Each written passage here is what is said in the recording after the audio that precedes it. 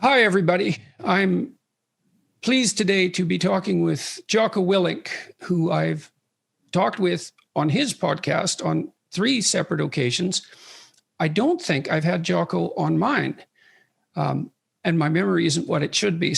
But I'm quite sure that so far when we've talked, it's been on your podcast. So I thought I'd take the time today to get to know you in some more detail. Jocko is an American author, podcaster, and retired naval officer who served in the Navy SEALs. He co-authored the books Extreme Ownership and The Dichotomy of Leadership with fellow retired SEAL Leif Babin. Did I pronounce that right? It's actually Leif Babin. Oh, so I didn't pronounce it right at all. Leif Babin. He hosts a weekly podcast with Brazilian jiu-jitsu practitioner Echo Charles called the Jocko Podcast.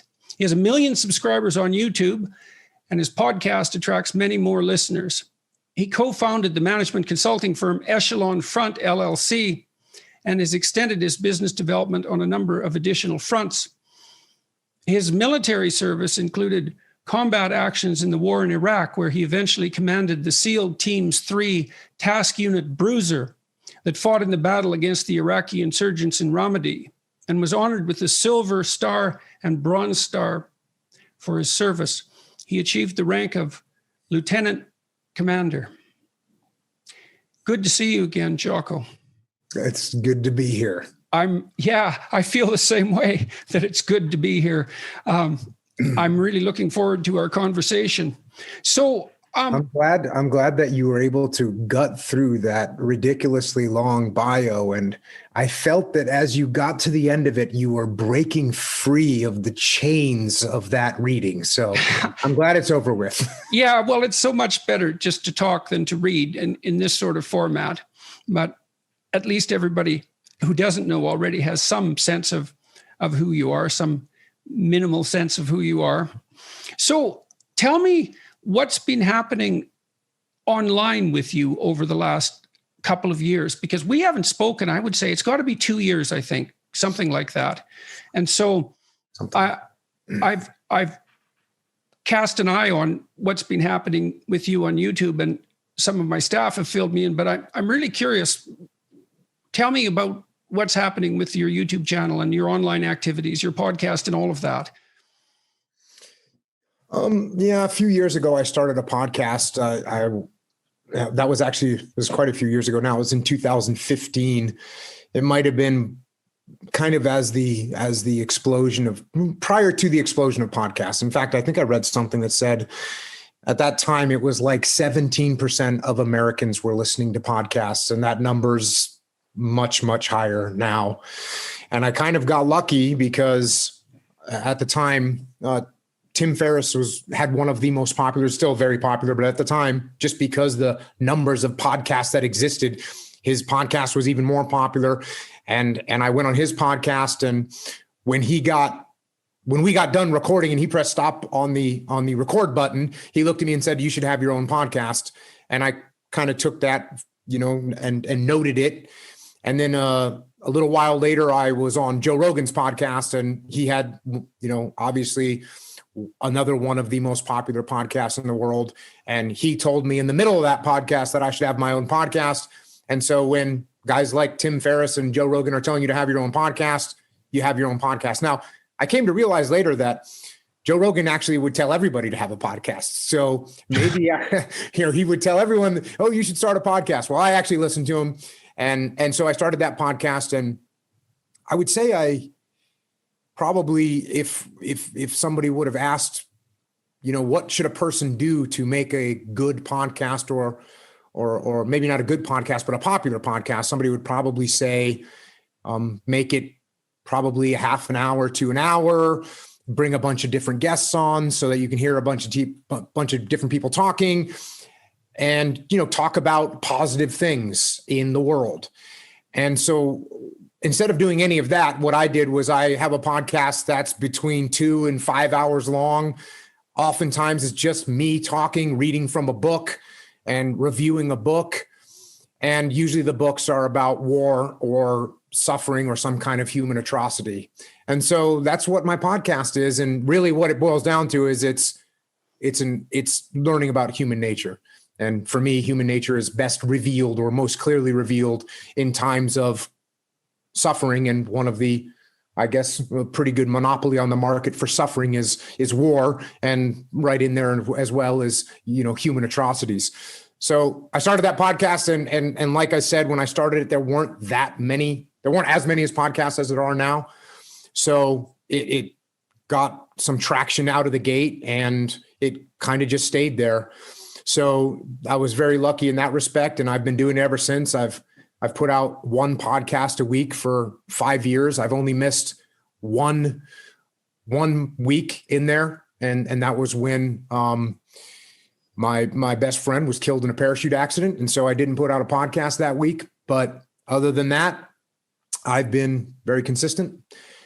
And then the YouTube channel is, well, it's kind of the podcast, and then we do some excerpts there and little clips and stuff like that. And Echo Charles, I forget what you called him in the bio, a Brazilian jiu-jitsu practitioner.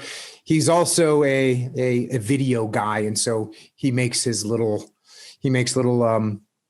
clips and puts special effects in them and stuff because he's creative and bored, which means it's a great combination for someone that you're working with. It is indeed.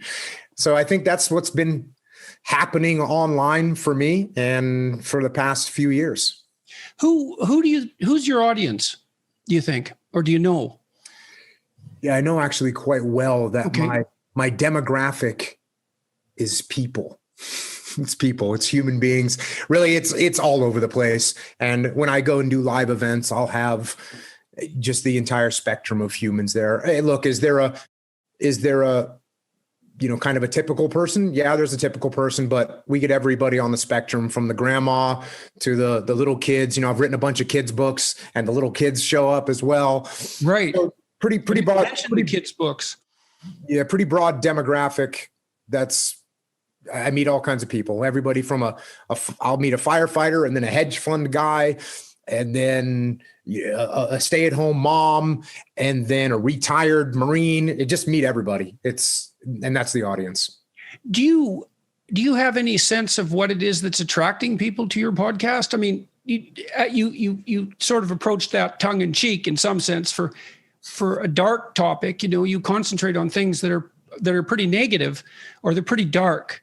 And so, as you said, that might fly in the face of any advice you'd get about what to talk about. But obviously, I mean, one of the things I've encountered is that there's a vast hunger for serious dialogue. And I mean, one of the things that struck me always about your podcast was you often read something that's very, very emotionally demanding, stark, harsh, rough. And and it's interesting to think about why people might be attracted to that. What's your sense? And also, why are you doing it?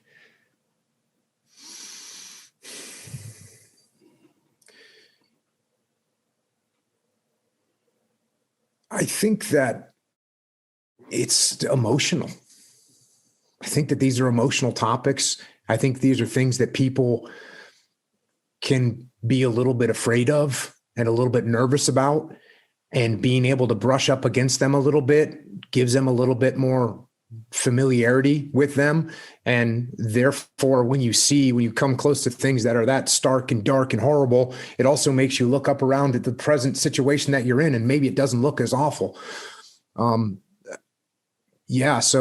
So there you touched on two things about knowing something about history that might be really useful, or about human affairs, right? One is that, I mean, it's a tenet of clinical psychotherapy that a voluntary approach to what's frightening, threatening, even disgusting is curative. It has to be voluntary, and it can't be too intense, right? Because if it gets too intense, it can actually hurt you. But if it's voluntary and measured, that actually seems to strengthen people. It develops resilience.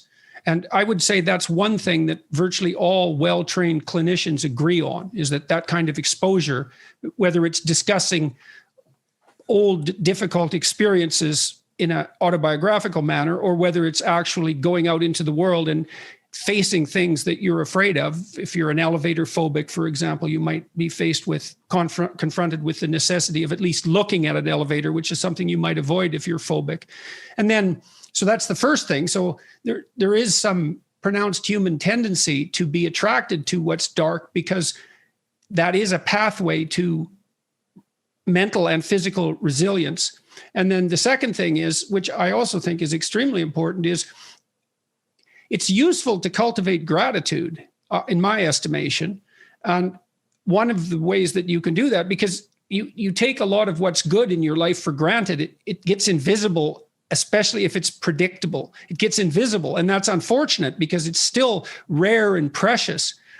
And if you know how terrible things can be, have been, or could become, then that can alert you to how fortunate you are when all hell isn't breaking loose right now everywhere in your life. So, yeah, and you can also sort of learn some skill sets of how to handle these tough situations when you get in them. And if you can see that someone went through something that's much worse, and what did they do to deal with it? How did they get through it? What did they think about? What did they do? You can say, okay, well, I've seen that before. And the situation I'm in isn't quite as bad, but I know that that person took action. I know that person stood up and made a move and made things happen and tried to move forward. And maybe that's what I should do too. So you can definitely garner some skills from the past. And right. So that's a third element, is that it can expand your notion of human competence. And that's, I think that's one of the reasons that people love watching high-end sports performances, because you think, well, look, that's what a human being is capable of. Isn't that so remarkable? And I am one of those. And so that's a limit case, but there's obviously room for me to develop. And that's something that's very hopeful. And so if you are in dire straits and you've seen that other people can get through that, you think, well, maybe I could get through that if I could just learn how to do it. So yeah. I had a guy on my podcast who had written a book. His name was William Reeder, and he was a helicopter pilot in Vietnam, and he was shot down. Well, he was shot down 2 times. The first time he was shot down, he was able to make it back to friendly lines. The second time he was shot down, he was captured, and he was captured in South Vietnam, which is actually worse. You didn't want to get captured in South Vietnam, because then they had to get you to North Vietnam to the prison. And getting to North Vietnam while you're patrolling through the jungle for months on end is not a good thing. And at one point, he's in a 2-foot tall bamboo cage in the jungle, and his legs are shackled, and it's nighttime, and he's trying to sleep, but he's having trouble sleeping because the rats are gnawing at the wounds on his legs. And so knowing that someone could suffer through that and survive and get through and make it out the other side and then carry on with a completely productive life tells me that we are pretty resilient as a species if we can dig deep and find that resiliency. Yes, well, that's exactly the kind of story that also makes you much appreciative of the fact that you have a bed in an air-conditioned room, that in a house in a town that's not burning to the ground with rioters, and you have that every night. And so you take it for granted, but it's still worth noting that it's a kind of miracle compared to all the alternatives that might manifest themselves.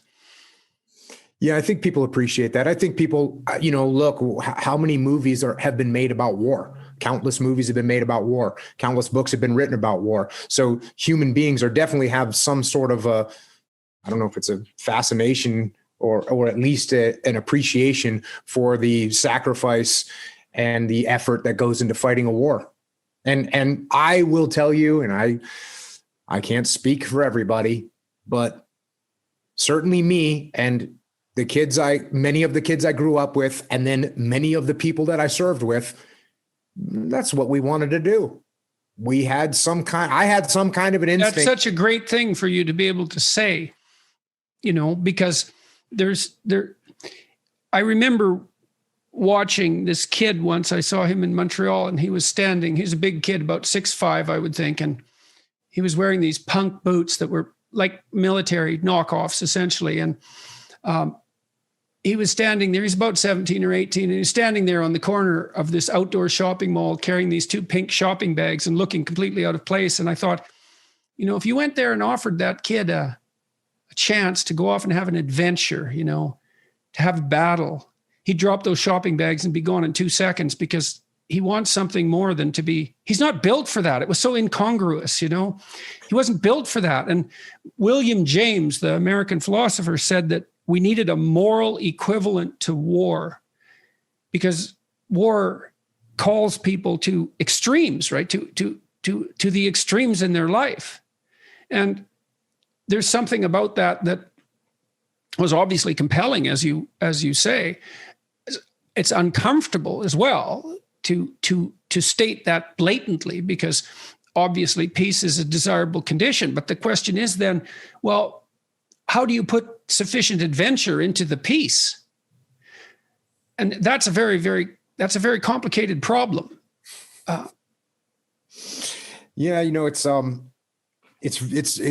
very true in the fact that in war, I was lucky enough to go, and I was lucky enough to serve in combat and to be in a position of leadership in combat. And in those situations, I was able to witness with my own eyes, on the one hand, the most heinous and despicable acts that human beings can partake in. And I was also able to witness with my own 2 eyes these soldiers, Marines, the guys that were in my task unit, making the most incredible sacrifices for their friends. So yes, there is an extreme to war. And like you said, it's not something you wish on anybody. And I had this conversation with Sam Harris a while ago, because he called me out and said, you're talking about how hard war is and it's terrible, but at the same time, you say it's the best thing that you have been through. And I asked him if he'd ever known anyone that had cancer and survived it. And oftentimes those people will say, it's the best thing that happened to me. I wouldn't wish it on anybody, but I'm glad it happened to me. And that's kind of how I feel about war too. I wouldn't wish war on anybody, but I wouldn't trade it for anything. So when you look back on your involvement in the war in Iraq and your country's involvement, how do you make sense out of it morally? I mean, we're in that domain right now. You tell me already that you're pulled between these extreme views. You don't wish war on anyone. do you have a son? Yes. How old is he? 18. So then you think, I presume, but perhaps I wouldn't deign to presume. If you could have what you wanted for him, would that be peace? Of course. Okay. Well, right. Why? Okay. So let's walk through that a little bit. Of course. But. Well, right. Exactly. Well, the other thing that you do, as far as, please correct me if I get any of this wrong, but part of what you're also offering to people is the call of a kind of radical discipline.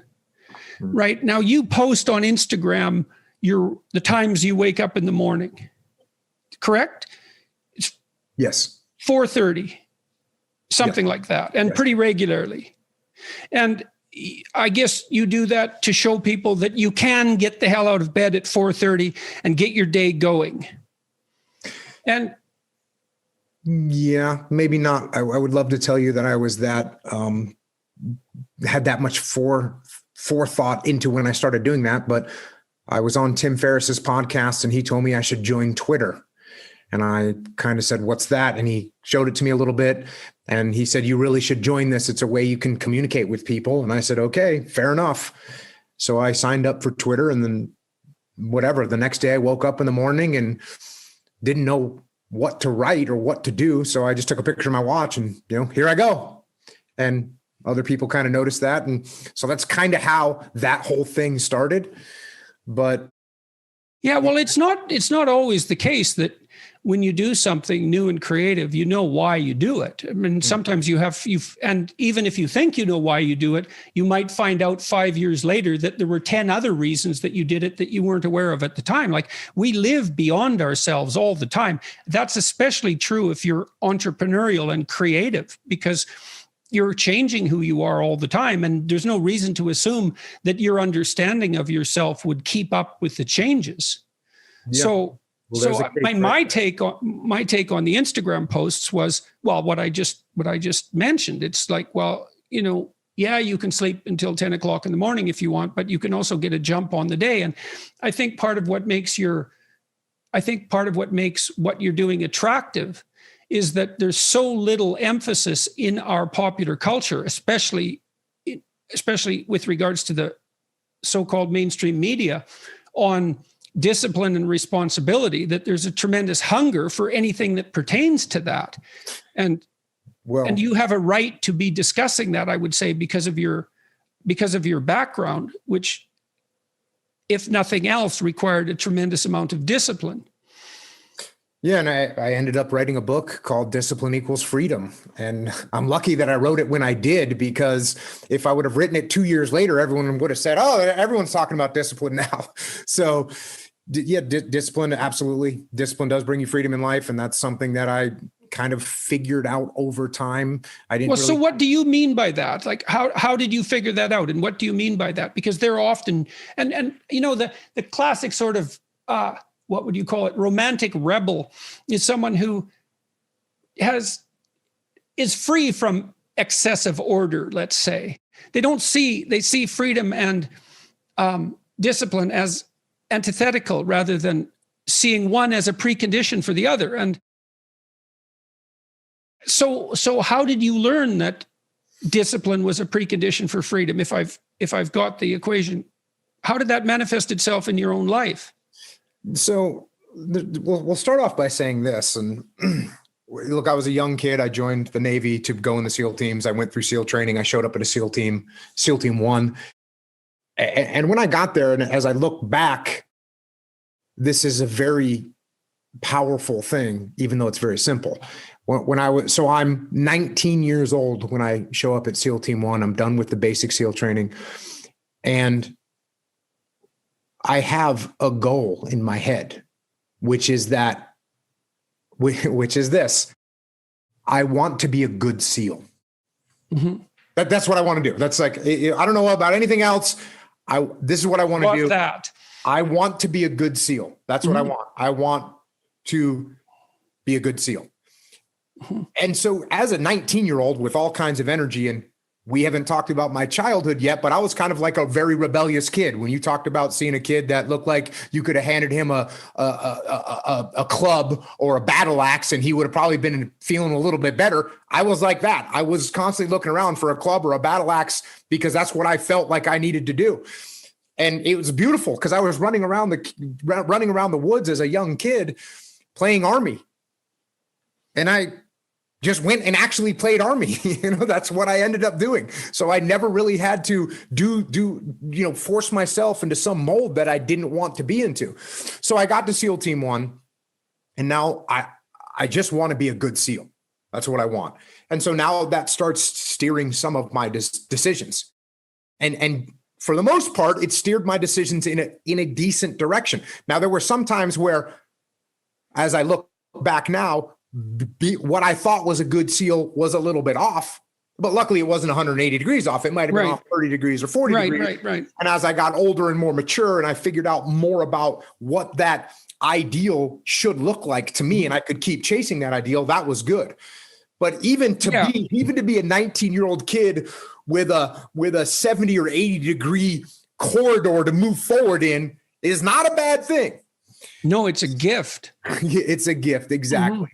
So then I'm looking around at other SEALs that were older than me and more senior to me and trying to figure out which one of those guys is a good SEAL.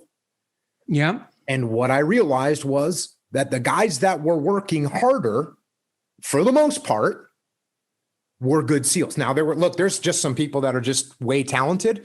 Right. And they could show up, 3 minutes before a run or 3 minutes before we do a shooting competition, and they could just walk through it. No problem. Right. And that's great for them. It wasn't me. I'm not that great at anything, but I saw other guys that might not be great at anything either, but they worked hard.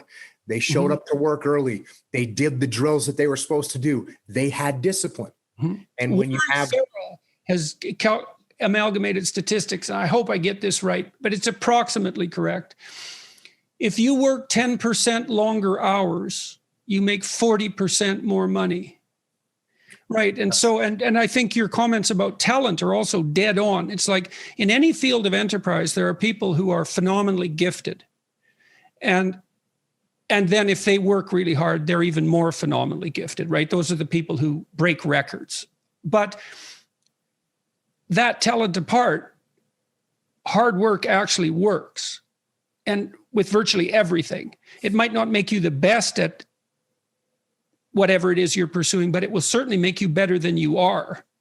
And then I have this new book. I hope you got a copy, because did you get a copy? Okay, so I'm bringing it up for a particular reason. I have a chapter in this book called, there's two that are relevant. Imagine who you could be and then aim single-mindedly at that. That's one. And then the course, or what would you call it? A complementary chapter is work as hard as you possibly can on one thing and see what happens. And that's also predicated on this idea that discipline is a precondition to freedom. So you were fortunate, like you had this goal, right? So that meant you had a goal, which is a really big deal because you could learn about goals. You had a sense of a higher mode of moral being, that I would rather be a good SEAL than the person I am now. Well, it's a code of behavior and a way of perceiving. So there's an ethic in that. And then you said as well, your conception of what good SEAL meant changed as you matured. But that's also fine. It wouldn't have changed unless you would have pursued that initial only partially accurate goal. And so that's also a really good thing for people to understand is like, if you don't know what you're doing, aim at something. Is it the right thing? No, but it's better than just shooting randomly. So you aim at something, and then as you aim and you move towards it, you're going to find out why you're wrong. And then you might recalibrate your aim. And that's going to happen over and over because as you move towards a goal, it recedes or it broadens or it recedes and broadens. And otherwise you'd run out of things to do. So, but anyways, back to the story. You have this identity, and you said it was there in you all right from the beginning because you would play army by yourself, even in the forest by your house, I presume. Yes. And how old were you? Do you think how long back can you remember having that as a fascination? I do not remember wanting to do anything else. So would you say, is that as early as 4, 3, 5, preschool, something like that? Can you remember playing when you were that young? I can't remember, a specific age, but if I think back to, hey, that looks like what I want to do. I remember I want to be a soldier. And you remember when you were a kid? I mean, I'm fascinated by this because, one of the things I really noted when I had kids was how much their personality was there right from the beginning. Like my children are quite different. They have their similarities, but they're quite different from one another. And those differences were there right from the beginning, and they've maintained themselves throughout their lives. And so it's fascinating to see that destiny, in some sense, is built right into the person to begin with. And so, this was built into you by all appearances. And so it manifested itself in what attracted you even in play as a child. And that's the beginning of identity formulation, that play. And so what was it about being a soldier that you think attracted you when you were a kid? Like what was it that was so compelling? Because being a soldier is a multi-dimensional identity. There's the physical combat element of it. There's the strategic element of it. There's the discipline, the camaraderie. What were you playing, do you think?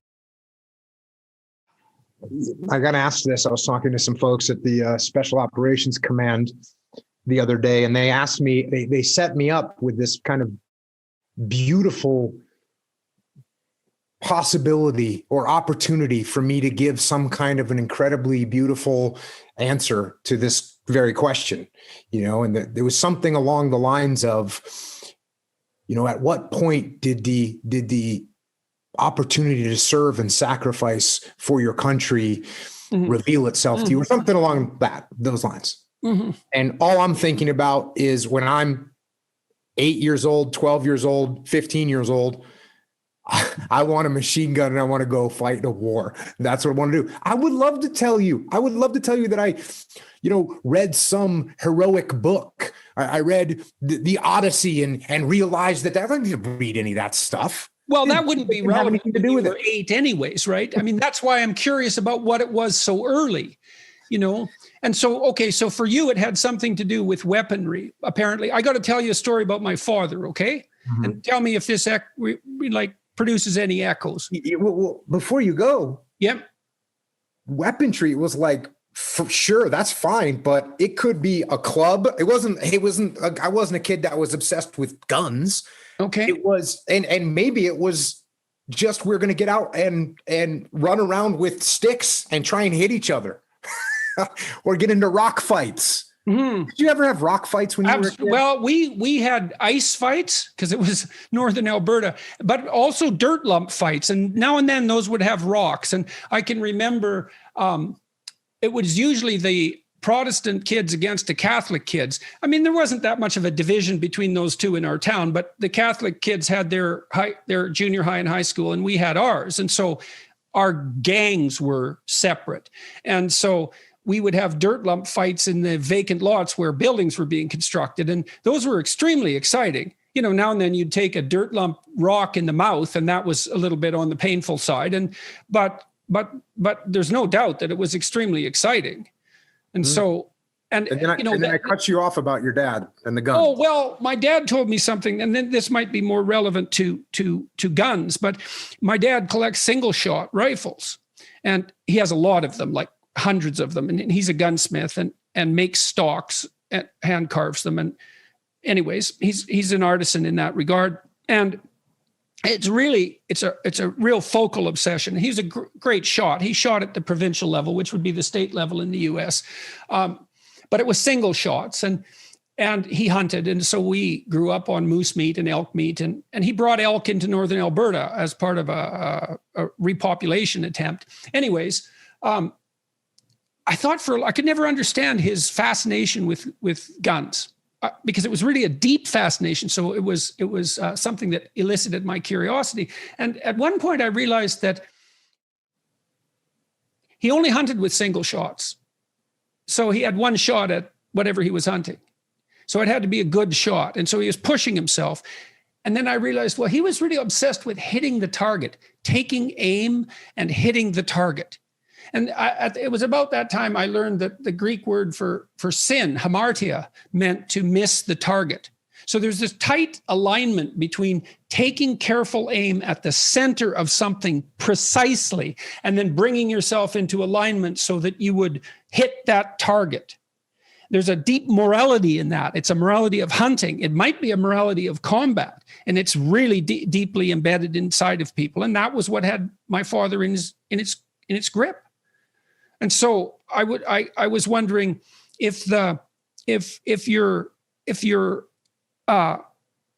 automatic interest that even the club elicited in you had something to do with that seeking, that hunting, that target seeking, or if perhaps I'm barking up the wrong tree. I would say no. But when you were talking about getting hit in the head with a dirt clump, and whether you get hit or not, when you get done with that situation, you are in an elevated state of mind, because that was dangerous, and it was a very high level competition, because even when you're throwing a baseball or kicking a soccer ball around, there's no real danger in that situation. But when someone's hucking dirt clumps at your head, you get a legitimate rush from that. And it feels good. And it's exhilarating. Like, one of the most fun, yes, there's no doubt that it's exhilarating. One of the most fun days I ever had as a child, this was less dangerous. I lived next door to a policeman, an RCMP officer.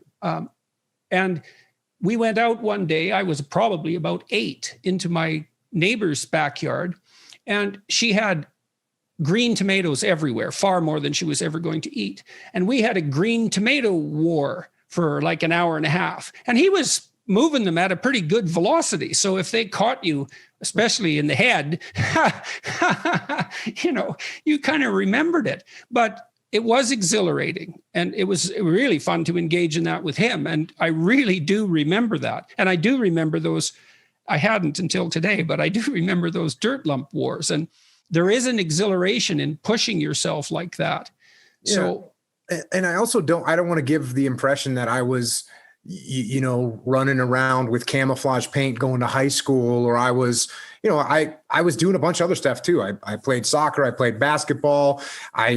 We had, a bunch of different bands. We played music. I played bass in a band. I sang in a band. I played guitar. We did all kinds of other stuff, but I was always kind of just in the back of my mind, sort of wanted to do that job. All right. So you went to the SEALs. Mm-hmm. And tell us about that a bit. It was awesome. You're making more money than you could ever figure out to do with, I'm 19 years old and I am the richest person that's ever existed in my mind, because I'm making whatever it is, however many $1,000 every 2 weeks. And, my expenses were nothing. And so you're just totally stoked. You got a great job. You're working out, you're shooting machine guns, you're blowing things up. You're hanging out with a bunch of other guys that like to blow things up, and you can fight each other at the drop of a hat. And then you get done with a fight and you shake hands, and then you go eat a steak. And so you're just in this environment, and it's perfect. It's freaking awesome. So what was it like? It was awesome. That's what it was like. It's funny, you read accounts of the Navy SEALs, and I've never read it as enthusiastic an account as that account right there. And so then what happened after you were done your Naval SEAL training? What direction did your military career take? Yeah, so I got done with SEAL training. I went to SEAL Team 1. It was 1991. I just missed the first Gulf War. I was all brokenhearted about that, because this war had happened and I didn't know when another one was going to happen. And so what do you do is you train, and we trained a bunch. I did a bunch of SEAL platoons, which is you form up with a group of guys, you do a training cycle together as a platoon, and then you go on deployment overseas. And when there's no war going on, you go to other countries and you work with foreign nationals and you train them on the skill sets that we have and learn some stuff from them. And then you come back and you do it again. And then eventually from there, I went into where I became a trainer at SEAL Team 1, and taught the tactics to the SEAL platoons that were now training to go on deployment. And I did that for a couple of years. And then I got picked up for a commissioning program and became an officer in the SEAL teams, which moved me up into a leadership position. And then I did a couple deployments as a young SEAL leader. Then I had to go to college. The Navy sent me to college, because in order to be an officer in the Navy, you have to go to college. And I hadn't been to college. Where'd you go? I went to the University of San Diego. You went to the University of San Diego. What did you take there? I was an English major. All right. So you finished college, and then what happened? You're not going to ask me why I was an English major? Why were you an English major? I thought when he hears English major, he's going to say, wait a second, here you are, this guy talking about machine guns and blowing things up. What in God's name are you going to go study English for? I have to say that thought did pass through my mind. Okay. Why was I an English major? I was an English major because, believe it or not, when you're in the SEAL teams, and especially when you're in the officer position, you have to write and read all the time. So when one of your troops does something and they deserve some kind of recognition for that, you have to write them an award.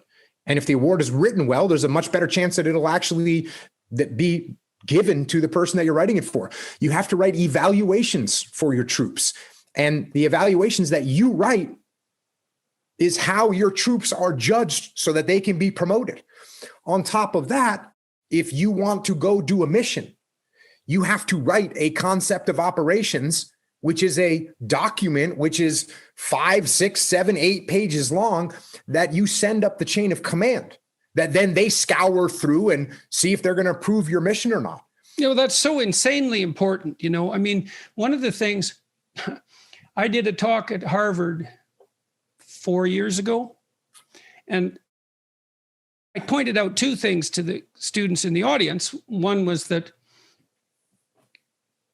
a tremendous amount of civilization and effort had gone into producing the institution that they were now part of, and that everyone who was part of that institution was hoping that they would come there and learn everything they possibly could that was relevant and important, and that they would be the best possible people they could be, and they would go out in the world and do as much good as they possibly could.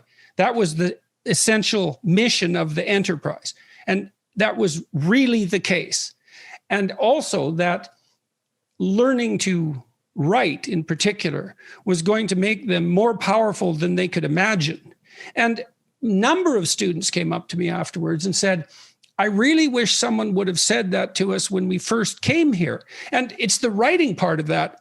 I kind of got obsessed with that when I was working as a professor. And I'm working on a piece of software right now to help, which will launch soon, to help people write. Because what I observed in my own career, and it's so interesting, the parallelism is so interesting, but not surprising, is that nothing can stop you if you can write. And it's for the reasons you just laid out. It's like when you write, you make a case for something, whatever it happens to be. And if you make the best case, well, then you win and you get whatever it is that you're aiming at. And so, you said, maybe that's why I didn't ask you why you went into English. I guess that might have been the reason, is that the utility of learning to write is so self-evident to me that it could pass by without question. But it's also interesting to think about how it fits into this broader, well, let's say at least partially military/strategic way of looking at things. You described the intense relationship between marshaling your arguments properly, getting everything in order on the page, and making strategic progress truly in the military sense, that those things are tied together very, very precisely. And it's obviously your ability to communicate as well. That's well, look what it's done. You have your podcast, you have your YouTube channel, you have your books, many of which you self-published. So that ability to communicate I just can't understand why it's not presented, especially, not entirely, but especially to adventurous, well, let's say young men. We could say young people. You're adventurous, you want to make a mark, is you bloody well better learn how to write. Because if you learn how to write, well, then you can think and you can communicate your thoughts. So not only are you deadly strategically, you become extremely convincing. And then you can go and do anything you want and no one will stop you. And that's never told to people. And I don't really understand why. You hear the pen is mightier than the sword, which is just a cliche unless it's fleshed out. But the reason, you laid out the reasons perfectly. Yeah. You have to communicate what happened as well as having it had it happen. Right. So you already connected the dots, but obviously not only am I having to write and present my argument, I'm also having orders being issued to me, which are written. I'm sure you've heard the term rules of engagement. Well, rules of engagement is a 12-page document that is in a bunch of legalese. And I've got to translate that document to my troops, some of whom, barely graduated high school. And so I've got to be able to do that. So I've got to be able to read and then write and be able to then communicate and talk to the team and brief them in a manner that they can actually understand what it is I'm talking about and what it is our mission is and why we're doing this mission. So that was why I decided to study English when I went to college, and so that was a conscious decision. Absolutely. It was a and with that end in mind, that it was. So tell me exactly what the decision was with regards to studying English. What did you know that, because it's not, as you pointed out, it's not self-evidently the most practical of pursuits and not necessarily what you'd expect someone with a military orientation to pursue. Right. Here's the thought process. I want to be a good SEAL.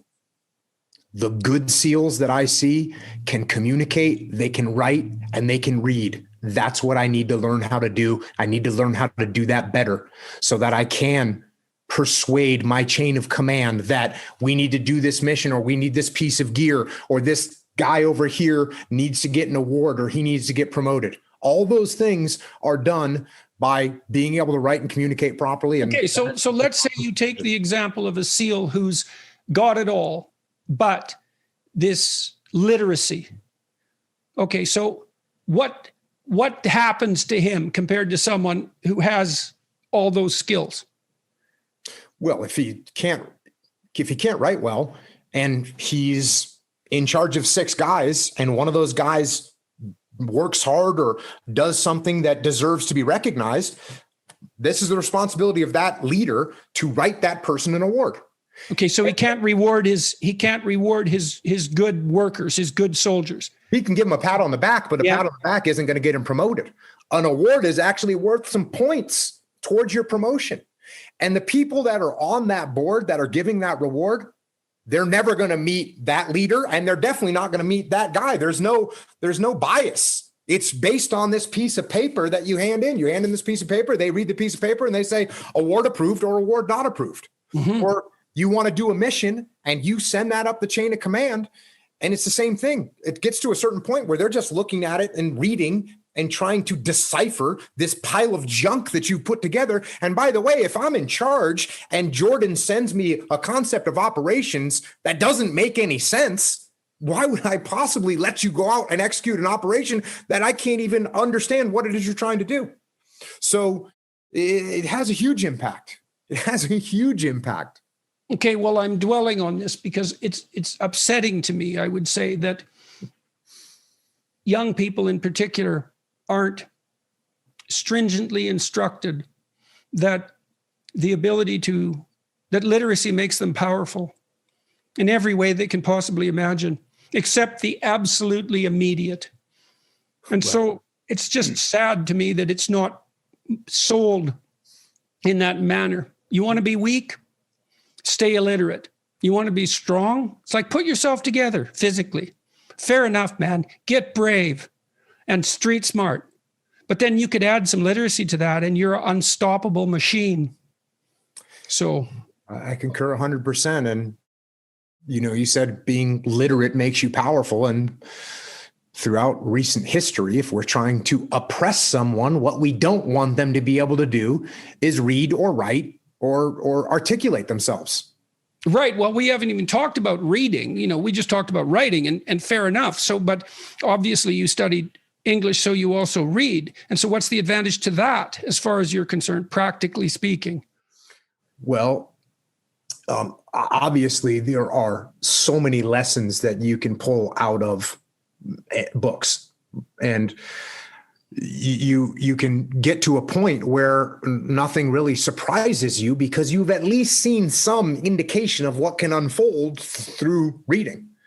So again, for me, it's very much focused on combat and war, but there's lessons that you learn and you say, oh, I've seen that before.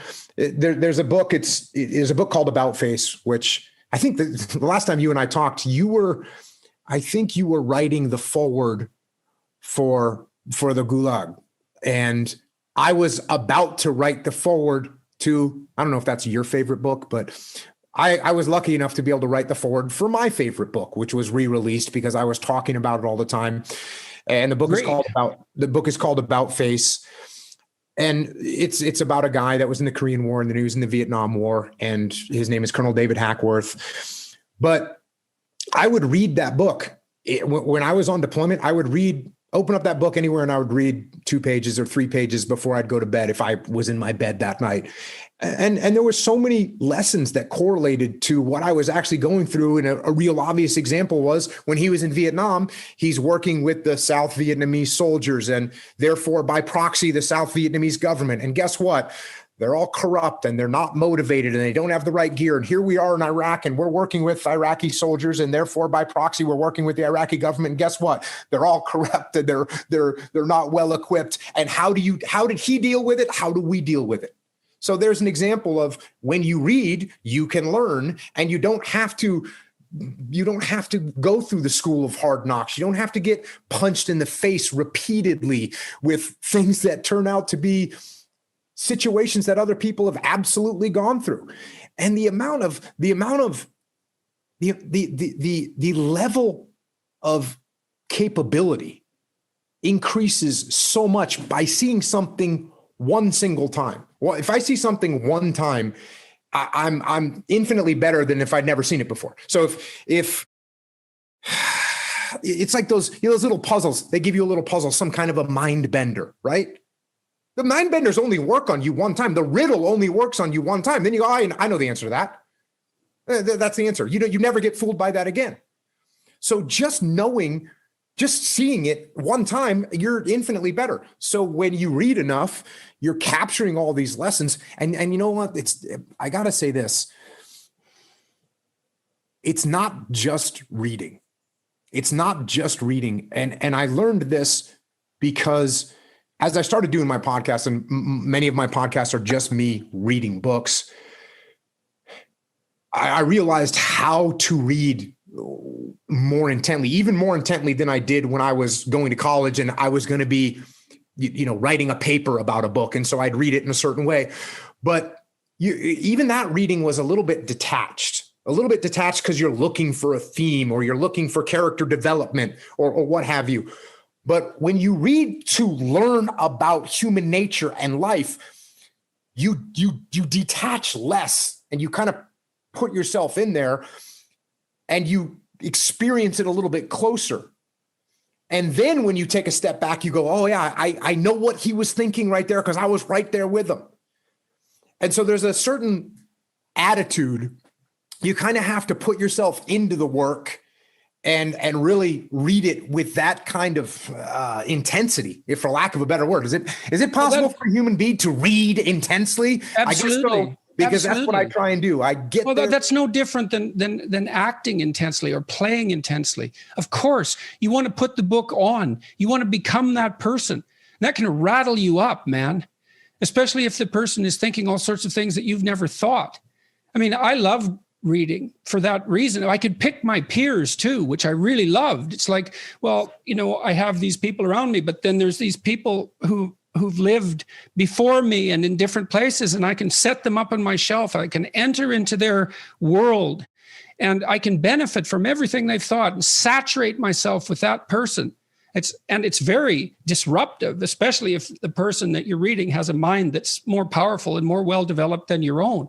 I mean, Friedrich Nietzsche spun me around for about 3 years, and I was reading Jung at the same time intensely, and the same thing, it was very disruptive, but unbelievably useful to try on other people like that. And you get the benefit of their entire life distilled into their book. It's 30 years of work. I read this one book called The Neuropsychology of Anxiety, which it's a great scientific work. I think it's the greatest neuropsychological work of the last 50 years. It's a very hard book. I think it has 1,800 references, something like that. And this guy, Jeffrey Gray, he actually read all those references and he understood them. And so it took me 6 months to read the book, but I got an entire education out of it. I got to experience in 6 months what it took him 30 years to learn. Like, what a gift that is. It's unbelievable. I was listening to an interview with Gary Kasparov, I think you say it, Russian. He was a chess world champion for 20 years, something like this. And they asked him, and the interviewer didn't ask him directly if he could beat this young guy named Magnus Carlsen, who's the current kind of prodigy of chess. He's just phenomenal and the highest chess rating ever, et cetera, et cetera. And he didn't get asked directly if he could beat him, but it was definitely implied, if I remember the interview correctly. And what was very interesting to me, Gary Kasparov, there was two things that I found interesting. Number one was he said, he's younger than me. And he didn't mean that like that was an advantage for Gary. He meant it, he's younger than me, so he has an advantage. Magnus has an advantage because he's younger. And I kind of thought to myself, well, that's kind of weird because this isn't a wrestling match. This isn't a jiu-jitsu match. Why would that help? And then sure enough, you learn a little bit about cognitive decline. And Gary Kasparov is 57 years old when he did this interview. And guess what? You start, well, depending on who you are, but you start to see cognitive decline around that time. And I'm sure it kicks in at 25. Well, there you go. IQ is pretty unitary, but you can fracture it into crystallized and fluid.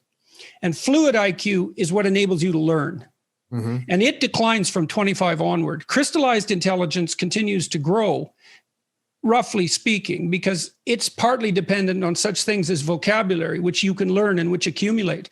But interestingly enough, you were talking about physically, the best way to stave off cognitive decline is not cognitive activity. It's exercise. Weightlifting and cardiovascular exercise it's by far the most potent means of staving off cognitive decline. Yeah. So Kasparov would have the advantage in terms of experience, but the younger guy would have the edge on sheer raw brain power. That's what I thought too.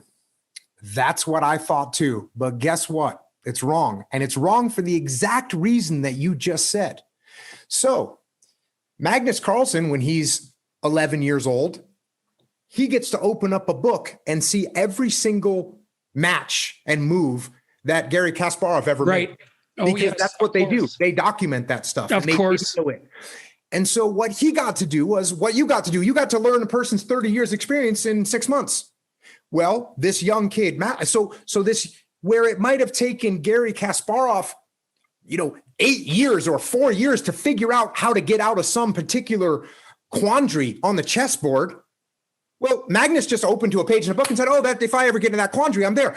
And so what Magnus got to do is he got to start from here, right, and build. And so I make this point from a leadership perspective. Yeah, we can do the same things as leaders. We don't have to figure all this stuff out. We can jump up to Gary Kasparov's level, or at least get a baseline of what he knew, and win because we learned. It's very interesting to me. Well, you think, and again, with regards to selling this sort of thing, I'm stunned that it's possible to make history boring, for example. People should be so enthralled with history that they can't get enough of it. But with reading, you imagine you have this opportunity to learn whatever you want from the greatest people who ever lived along that dimension. And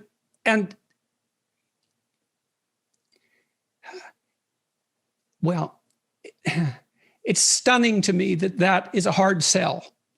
It's mysterious that it isn't something that everyone is just clamoring for. I mean, to me, that points to a devastating failure, inadequacy of the education system, a mysterious inadequacy. Yeah, I think maybe the transaction isn't always clear for people. I always talk about, well, if you're going to sell somebody a book, if I'm going to sell you a book, Jordan, you've got to give me $20 and 8 hours of your time, right? That's what you're going to give me. You're going to give me $20 and you're going to give me 8 hours of time, which you would probably, have other things that you might need to do. And the transaction's not always clear of what you're going to get out of that, especially when, look, you can spend a lot of time reading books and not get as much as you might want. You might not get your $20 worth out of a book. So you have to be somewhat selective. Now, luckily, it's not even that hard to figure out which books to read because there's so many reviews and history about where these books came from and the productivity that they resulted in.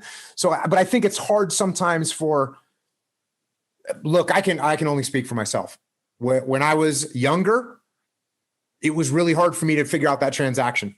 Yeah, fair enough. Like I had a librarian when I was 13 who told me what to read, which is what a teacher should do, right? There's nothing a teacher can do for you that's better than say, well, here's 10 books that will change you completely, and who actually knows that to be the case. And one of the things I'd really like to do, I've toyed with, with the whole concept of online education. One thing I'd really like to do is to divide up the variety of domains of learning and identify the top 10 books in each domain. So to ask an expert, it's like, well, you're a historian, you're a great historian. What 10 books are crucial? And I have a list on my website, a list of recommended books. There's about 100 of them that have been instrumental for me. And lots of people have used that list to purchase books. So that's been really good. But I'd really like to extend and expand it.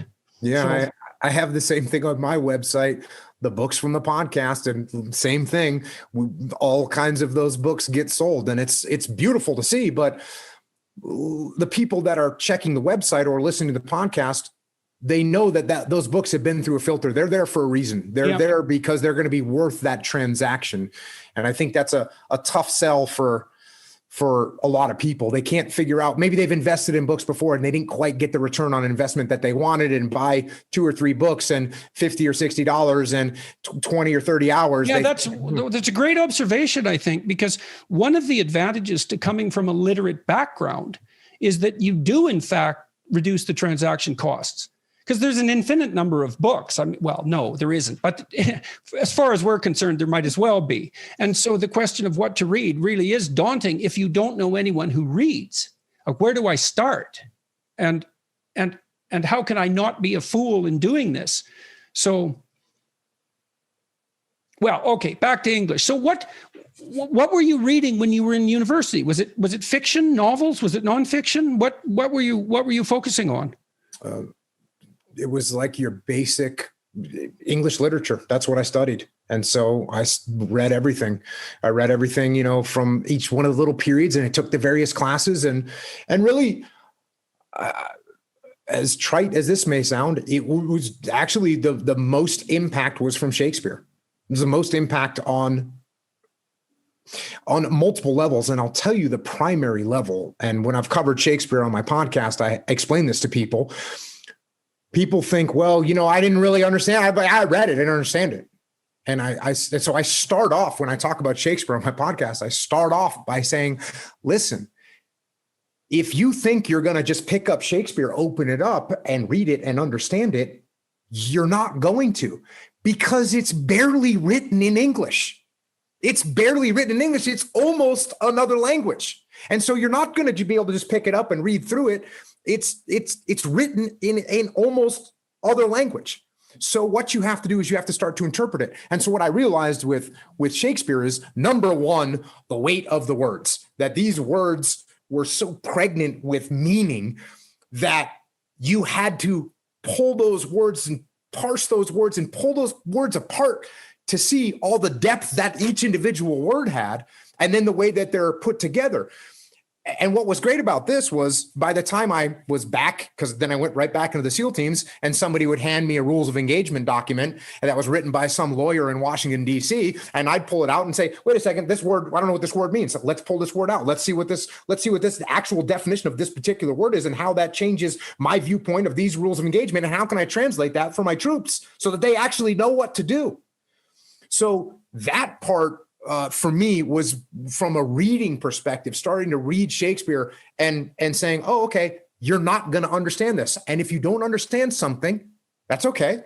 You pull out the Oxford English Dictionary and you look it up. And then you not just find out what the meaning of the word is, but what's the root word and where does it come from and what kind of depth and what kind of... Yeah, and that's really, that's unbelievably useful too, to discover the connotation of words. And the Oxford English Dictionary is particularly good for that, because you discover things that you'd never guess by looking at how the word developed. I mentioned the word hamartia, like the fact that the word for sin was derived from an archery concept was revelatory to me. It's like, that's so cool. It ties this moral concept, abstract philosophy, back down to something as primordial as weaponry and hunting. And just the fact that that's the metaphor is absolutely fascinating. And then there's the overlap in meaning that I already referred to. And virtually every word is like that, because a word is an ancient artifact. It's like an animal in some sense. It has an evolutionary history and it transforms across time. And each word it carries the echoes of its past with it too, because each word attracts other words in a particular unique way. So it kind of lives in a word ecosystem as well. And the ecosystem contain information about the history of that word. And you think, well, why is that important? It's like, well, hey, guess what? You think in words, you talk in words. You have all these archaic, these archaic entities, these words, these living entities that you use. It's like the more you know about them, the more you know about you, the more you know about other people, and the better you are at formulating and communicating your ideas. There's nothing lost in that kind of investigation. There's nothing but gain there. So. Yeah, and that was the English road for me, and it was good thing I asked you that question, eh? Yeah, that was really, really insightful for you to come up with that. Thank you. All right, so and did you enjoy university? Did you find a community there? No. Okay, so when I was going to university, I was married. I had 2 kids when I got to university. I had 3 kids when I left. I was not a university student. I was, in fact, I would sit in the front row during my classes. I would have 3 pencils and 3 pens lined up and staged on my desk. I would be ready to take notes. If the teacher said something I didn't understand, I'd be sitting in the front row, raise my hand. I don't understand what you just said. Can you explain that? And meanwhile, I'm 28 years old. And there's a bunch of 18 years olds in there, and they just want to, go out and hang out with their friends. And I'm in there to, I'd love to really come off sounding good and tell you that I was there to learn, but I was there to get A's, which meant I did have to learn. So I went at it as a competition, and I was competing not with the other students. I was competing with the teachers, because I'm a little bit crazy sometimes. I would want to make sure that they couldn't ask me a question on their test that I didn't know the answer to. So that's what I did. And so did I have fun? Maybe not. And one thing, when I got back to the SEAL teams, what I told the guys, I'd say, you know what I learned in college? And they'd say, what? And I said, I learned never, ever, ever, ever get out of the teams ever. Never get out of the teams, the SEAL teams. Never get out of the teams. Okay. Well, I taught older students in Boston and undergraduates, and the undergraduates, especially in Boston, but also at the University of Toronto, were very, very bright and generally very hardworking. The older students were generally not as highly selected, but man, they were committed. And most of them had jobs that they weren't thrilled with, let's say, and had a hunger for what education could bring them that the younger people lacked. And so it does seem to me often, and maybe this is just because I'm getting older, that after high school, it might be good for people who want to pursue university to go do something that they're qualified for, which isn't much at that point, for a year or two, so that when they do go to college or university, they understand just exactly what they're being offered. Yeah, but I couldn't agree more. Working in the regular world will definitely make you appreciate the opportunities that you may have if you go and learn more in the world. All right. So you came out of university, you had 3 kids, you were married. What happens next? Go back to the SEAL teams and go through the rest of my career. Showed up at a SEAL team. September 11th had happened. So I show up at a SEAL team. I become a platoon commander at a SEAL team, and then go on deployment. I get done with that deployment. That deployment was primarily to Baghdad, although we worked kind of all over Iraq. Got done with that deployment. I went and became the aide de camp for the admiral that was in charge of all the SEALs at that point in time. And so that was sort of well, not even sort of, it was a very administrative job, but it was also a huge opportunity for me to get to see the SEAL community in the most broad way that I could. So I got to learn a lot there. And then I went back to a SEAL team and was now what's called a task unit commander, which is 2 SEAL platoons combined together. And I was in charge of 2 SEAL platoons combined together, which is called a task unit. My task unit was called Task Unit Bruiser. And we deployed to Ramadi, Iraq. And that was in the summer of 2006. Very tough fighting, very tough battle, and came home from that deployment. Hey, so let me ask you there. So can you describe a typical day or a typical week? Like, what was it like to be there? I'd like all the details. What you get, tell me what happens when you get up in the morning. What did your day look like? So we're there. We showed up there, and as soon as we got there, and we knew going into it in 2005, 2006, if you can remember watching the news in 2005, 2006, just about every day you would see in the news that there was 3 soldiers killed in Al-Anbar province, or 5 Marines killed in Al-Anbar province, or 3 Marines wounded in Al-Anbar province. And the capital of Al-Anbar province is the city of Ramadi, and the vast majority of those casualties were happening inside the city of Ramadi. And we knew that going there. And when you say we were deployed there, who are you? You're obviously referring to the country, to your country, but what does we mean when you say that? But when I say we in this particular case, I'm talking about my SEAL task unit. So I had, and that's how many people? Yeah, so I had about 35 to 40 SEALs most of the time, and then another around 60 support personnel. And these people are armorers that, can fix our weapons, and mechanics that can fix our Humvees, and intelligence people that gather information for us, and radio operators that can receive our radio calls. So there's a big support network that goes with the SEAL task unit as we deployed. And why was it a SEAL enterprise? What was specific about this deployment that required whatever it is that the SEALs bring? And what is it exactly that the SEALs bring that's specific? So on this particular deployment, at this point in time, SEALs were deploying to Iraq all the time. There was always SEALs in Iraq. My first deployment was in 2003, 2004. And we were, in the beginning of that deployment, we were the only SEAL platoon there. And then by this time, there would be many more SEALs. I forget what the number is, but so we were in Iraq and we were conducting special operations missions. And in particular in Ramadi, when we got there, so a standard SEAL operation on my first deployment was gather intelligence from various sources. So through various sources, we would gather intelligence about the location of a bad guy. Okay, so you had a variety of people who were targets identified, and they were leaders of what marked them out as bad?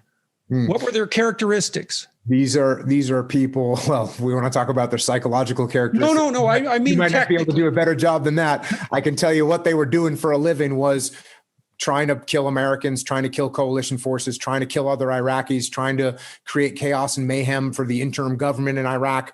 These are. And were they generally leaders of a group that you would target, or are these people who were involved in the army on the other side, or put them in context? Yeah. So there's no, I mean, the Iraqi army is actually on our side. Right. So the Iraqi army is our friends, and that's who we're working alongside. And now early in the war, not so much, because the coalition forces made a decision to disband the entire Iraqi military. Right. This is why I wondered if there were people on the military, to what degree there were people with military training that were facing you. Yes. So since that happened, a lot. And as a matter of fact, in the city of Ramadi, there used to be a massive Iraqi military base there. And so a bunch of former Iraqi military lived there. There was a whole area that was called there was an area called the officer housing. There was an area in Ramadi that was called the officer housing where Iraqi officers used to live. So, and I'm not nailing that name, but it's something like that. So yes, there was former Iraqi regime army people that were out there fighting. There was also foreign fighters. And so would they have their own little groups, their bands of people that were fighting with them? You were targeting leaders. I'm just wondering how people were selected. So the SEALs were after specific individuals, generally speaking? Yes. And here's what we figured out. If you only target the leaders, well, it's going to be a lot harder to catch them because they're laying low and they're moving around and they try and give misinformation about where they are and whatnot. So we'd go out and grab, one of their lieutenants, grab one of their soldiers and find out where the lieutenant is, grab the lieutenant and find out where the leader is.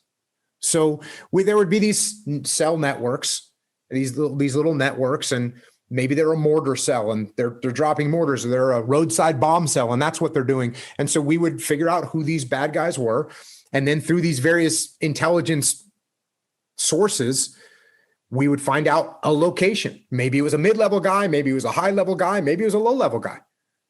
And then once we know their location, we're going to get them. So, and what were the typical motivations of the people that you were pursuing? What were they fighting for? So there's a variety of motivations. Yeah. So some of the, if you're a frontline, guess what? If you're a 15-year-old kid with no money, guess what's a good motivator? Money. And these insurgents say, to be. Yep. The insurgents say, hey, we'll give you $100 to go launch an RPG at the American base. So that's their motivation. End of story. The higher you get up the chain of command, the more you're going to start leaning towards legitimate jihadists. Now there's jihadists throughout the chain of command. Don't get me wrong. And I mean hardcore jihadists.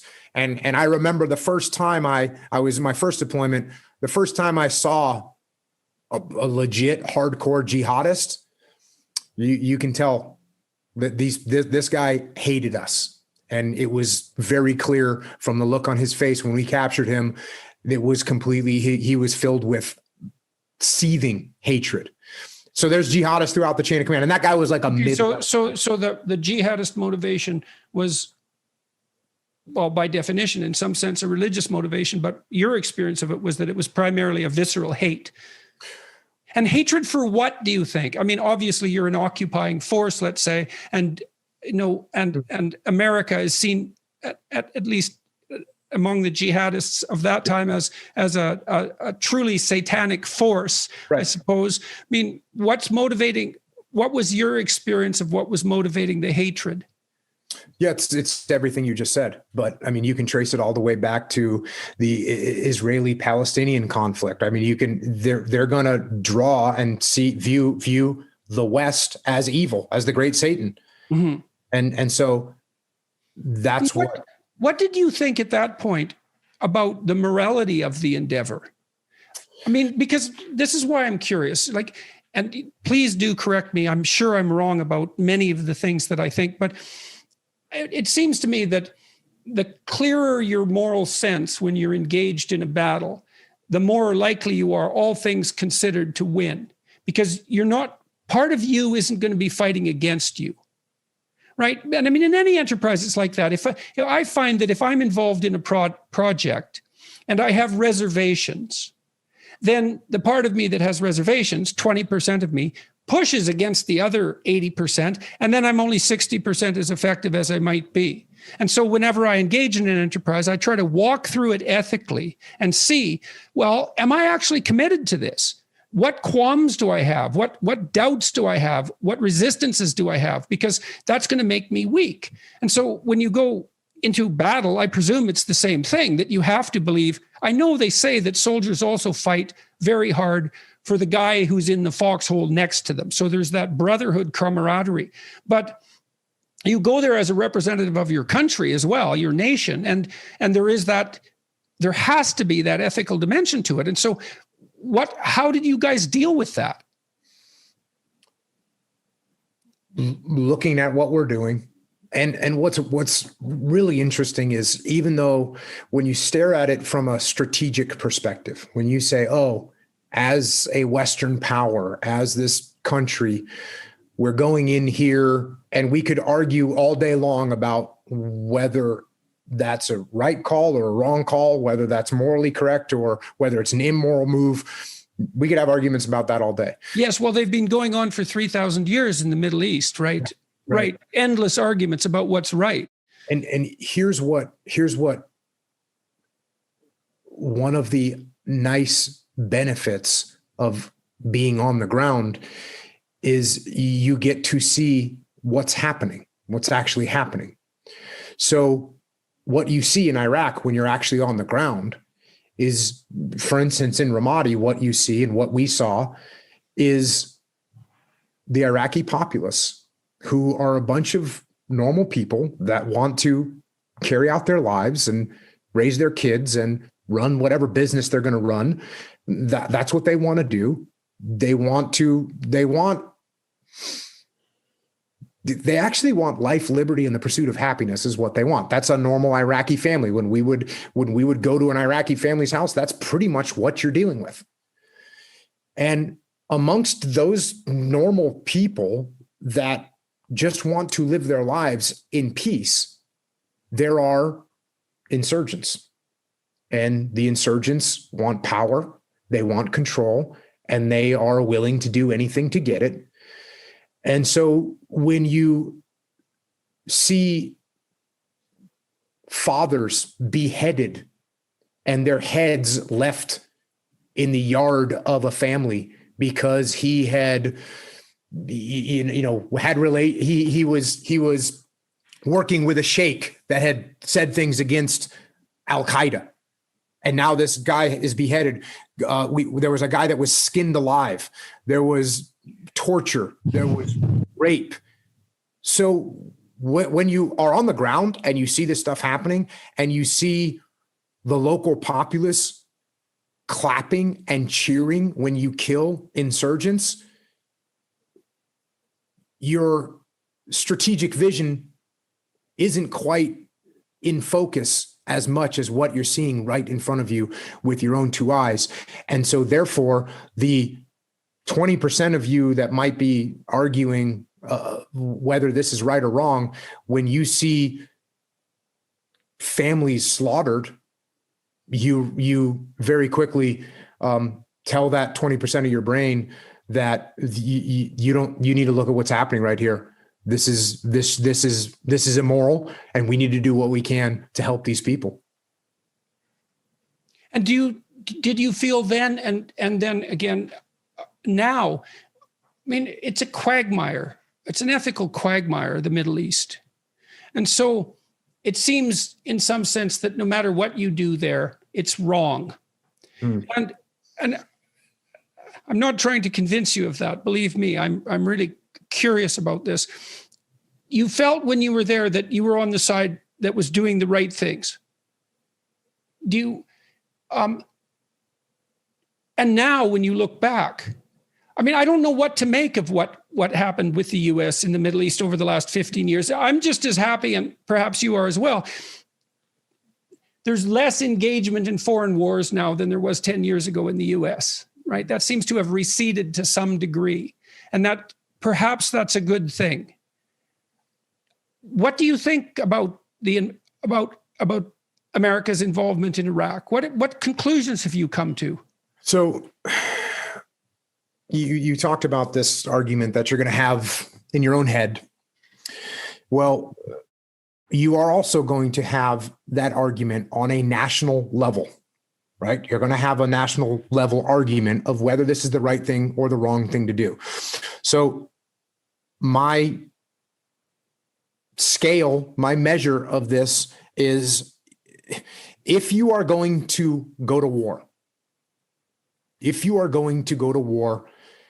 you have to make sure before you go that you have the proper will the proper will. And there's two types of will that you need to have if you're going to go to war.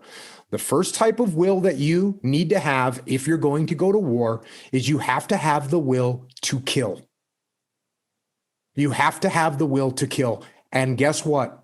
I am sorry to inform everybody, it is not just the will to kill the enemy. Because when you go to war, war is an imperfect endeavor. And no matter how hard you try to just kill the enemy, you will kill civilians, you will kill women, you will kill children. That is what is going to happen. That is what is going to happen if you go to war. So you have to make sure you have the will to do that. That sometimes you're going to drop a bomb and it's going to land and it's going to kill women and children. That's what's going to happen. And anybody that thinks anything different is naive and ignorant. We seem to let our politicians often convince us that that's possible, but it's not. So you have to have the will to kill. And then on top of that, obviously, you have to have the will to die. You have to know and understand that if you embark in a war, your sons and daughters are going to be killed. That is what is going to happen. And anybody that says it's not going to happen is naive and ignorant. Now, I think before we go to war, oftentimes we rationalize that we can mitigate the risk of killing. We can mitigate the risk of dying. And for some reason, we think we can mitigate those risks down to zero, which is impossible. So if you have the will, if you look at a situation and say, we need to do something here for moral reasons, for national security reasons, we need to take action. Okay, so let me ask you a question there, if you don't mind. Whenever I have had to take difficult action in the past, so take a risk, my justification for that, so what allowed me to organize my will, let's say, was a belief that inaction was a worse crime. So I'm trying to think through what it takes to conjure up the will that you just described, morally speaking. And it's very difficult to talk about the morality of war, but it's absolutely necessary, clearly. Do you believe that in the situation in Iraq, do you think that the argument was laid forth?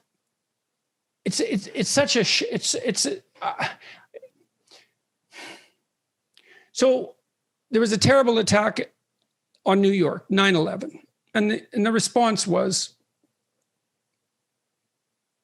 focused on Iraq. That's correct so far. Focused on Afghanistan immediately, and very quickly thereafter focused on Iraq. Yes. All right. It was never obvious to me why the focus shifted to Iraq. Do you have any sense of why that was? I know that there was a lot of thought at the highest levels of the American government prior to 9/11 about Iraq. And so there was a plan that was already, in some sense, in place for Iraq. But it isn't obvious to me why attention was shifted towards Iraq in the aftermath, apart from the fact that that plan already existed. I think the shift came from, I'm trying to think of some kind of a metaphor here, but you've got some rats in the garage, and the rats have gnawed through some of the wiring. And so you go and you try and kill the rats in the garage, and you realize, you know what, this isn't the only place that these rats could be. There could also be some rats over here in the basement, and we have wires over there too. We better go handle that situation as well. You said that you were overwhelmed by the reality of the situation on the ground. My first deployment to Iraq, we worked with we just worked with SEALs. Basically, all the operations we did was just with SEALs. When we went back to Iraq in Ramadi, we were ordered to work with Iraqi soldiers. Now, the Iraqi soldiers were poorly trained. They were poorly equipped. They had low motivation. Some of them were not very trustworthy. And we were going out into the worst battlefield on planet Earth at the time. And it was pretty hard to make sense of that order, right? Mm-hmm.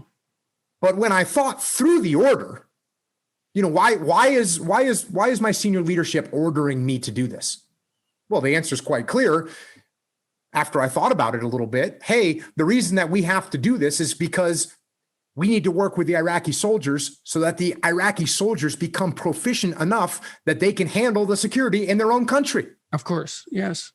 Okay, so my senior leadership isn't telling me to do something because they want me to die or want my troops to get wounded and killed. They're telling me to do something because it's a strategic move where in hopefully 2 or 3 years, the Iraqi military will be at a level where they can handle security in their own country. Okay, got it. Okay, that's part one. Well, when we got ordered to work with Iraqi soldiers, it wasn't just my SEAL task unit, it was everyone.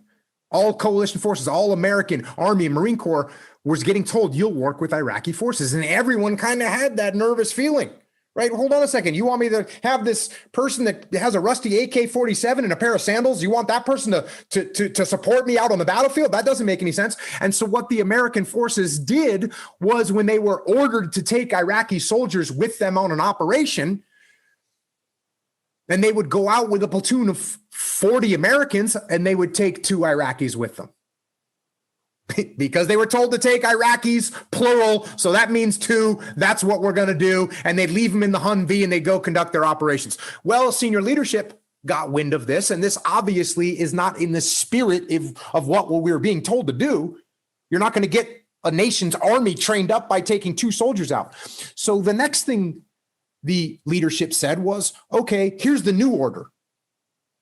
For every 1 American that you bring out, you have to have 7 Iraqi soldiers with you. So they imposed a ratio on us. Now, Ramadi at this time was a complete war zone. Other parts of Iraq were actually somewhat pacified. And in many of those pacified areas, that order actually made sense. The Iraqis in some area, the Iraqi soldiers in some areas were actually capable of conducting decent operations with very little American oversight. And the level of violence in those areas wasn't that bad. Mm-hmm. So it was okay. Well, in Ramadi, it didn't make any sense whatsoever. So I'm being ordered to take 1 SEAL for every 7 Iraqi soldiers. Well, first of all, because of the fighting was so bad in Ramadi, many of the Iraqi units only had 10 or 15 or 20 people in their platoon. So if I was going to send out SEALs, I would only be able to send out 2 SEALs with 15 Iraqi soldiers. So now which 2 SEALs am I going to send? Am I going to send the medic? Well, I want to send a medic for sure, but guess what? I also need to send a machine gunner in case we get into a firefight. Well, what about the radio man that actually calls for help? What about the point man that actually knows where we're going? What about the leader who's going to make decisions out there? What about the explosive ordnance disposal guy that can dismantle bombs from going off? So who am I supposed to leave behind? It doesn't make any sense. The danger to the troops is so much higher in that situation. So what did I do? Did I say, hey, that's what I'm being ordered to do? No. I took all this into consideration and I you'll appreciate this. I wrote a point paper up my chain of command, explained the situation of what was happening, explained the number of casualties, explained the level of violence, explained the size of the Iraqi elements that we were working with, and said, can I please get a waiver for this and allow me to take however many SEALs I've deemed necessary to take to be safe? And my chain of command read it and said, yeah, sure, Jocko, do whatever you want to do. Thank you. So that's okay. So what you're telling me is that you take what you're told to do and you take what you know to be the case on the ground and you try to do you try to take both of them into account as much as possible. Well, you're also shunting information back up the hierarchy, hopefully to modify their decisions, the decisions they're making that aren't in accordance with the reality on the ground. Right. Right. So you do your best under the circumstances, but that seems to be a good answer. But it escalates. Obviously, it can escalate higher than that, right? The decisions, the orders that we're being given can escalate to a point where maybe this entire thing that we're doing, I think, is wrong. Right, right. Okay, so now we get into a situation where, and the reason that I have to explain all these other things is because it happens very rarely. It happens very rarely that, someone in the military is looking at a decision that's being made on a big scale and says, I think this is totally and completely wrong. Now, I will tell you, and I wrote about this in my last leadership book, Leadership Strategy and Tactics. If you're being told to do something that you believe is completely wrong, well, I would love to tell you that that's a black and white decision, but guess what? It's not. Even that's not a black and white decision because, Jordan, if you order me to go and assault a machine gun nest that's on a hill with my squad, and I know that this is a machine gun nest in a bunkered position, in an elevated position with interlocking fields of fire. And if we go up that hill, we're all going to die. And I look at you and say, hey, boss, I don't think that's a good call. They're elevated, they're bunkered, they're interlocking. This doesn't make any sense. And you go, no, Jocko, shut up and do it. And I said, no, I'm telling you, Jordan, this isn't a good idea. And you say, no, shut up and do it. Now, here's my decision point. If I say, you know what, I will not do it. I will not do it. You know what you do? You go, cool, Jocko, you're fired. And you get your yes man come over and your yes man comes in and you say, go assault that machine gun nest. And he takes the squad up and he gets everybody killed. So I surrendered my influence when I drew that line in the sand and said no. And you doomed other people to death. And I doomed other people to death. Now, My boss orders me, you order me, and I say, okay, boss, got it. You definitely want me to do this. There's no way out. Yes, you definitely got to do it. Okay. All right, guys, here's what's happening. We're going to get into a cover position. We're going to start maneuvering towards this thing. We're going to see what kind of fire we receive. If we start receiving overwhelming fire, I'm going to lock some of you guys in that position, and I'm going to send another squad over to the flank, and we're going to take out this machine gun nest from another angle, or I'm going to hunker down in that position, and we're going to call for air support. So you're decomposing. You're actually decomposing the process then into micro elements and then testing the micro elements. Then you can report back with that information. Yes. Right. Very smart. Very smart. We have to be very careful. So when you talk about, I don't think we should go into Iraq. I don't think we should go. Okay, so what am I going to do? Hey, I don't think we should go. Now, are there times where that might be the right decision? There are some times like that where maybe I think that me as a senior leader standing up and saying no to my boss is going to make, Jordan suddenly looks at me and goes, wait a second, Jocko's always been a good guy. And now he's sitting here telling me, no, he's really serious about it. Maybe I'm not seeing something. Maybe I can get you to rethink your position.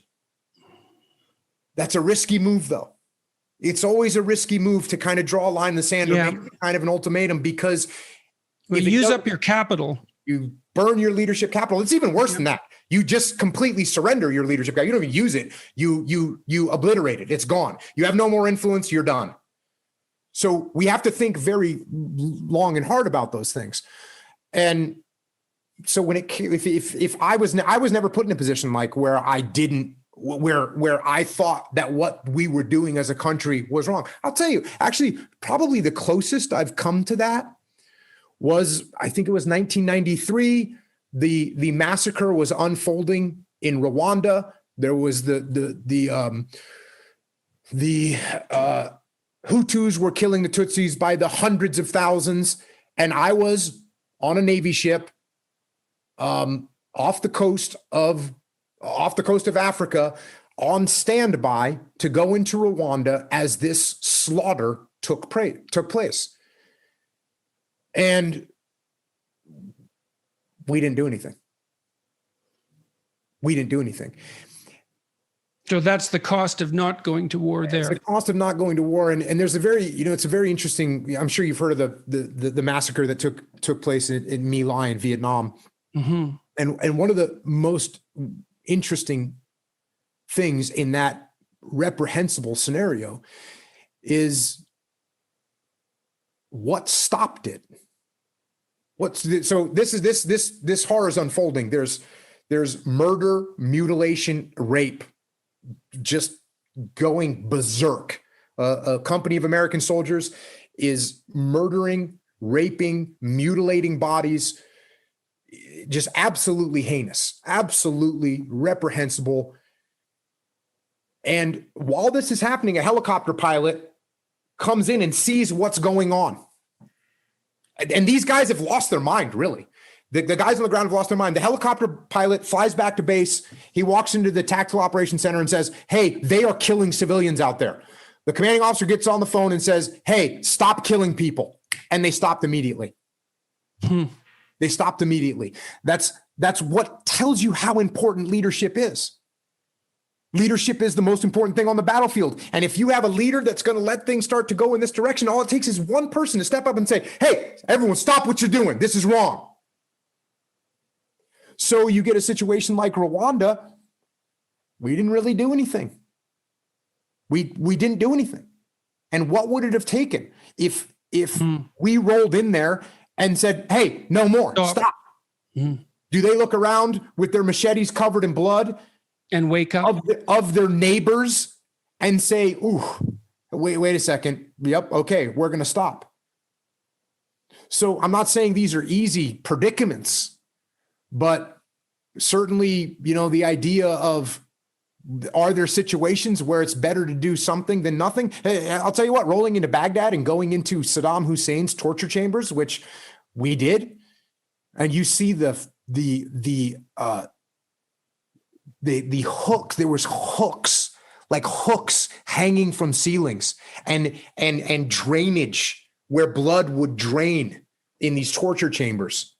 You see that a couple times, and you think, I'm okay with us being in here and getting rid of this guy. I'm going to switch topics. I want to talk to you about your books. And I'd like to know, look, you said right at the beginning of this interview that you wanted to be the best Navy SEAL, a good Navy SEAL. That's what you said. You didn't say the best. You want to be a good Navy SEAL. The best was aiming a little bit too high. Yeah, no, that's why I wanted to get the words right. What are you doing now?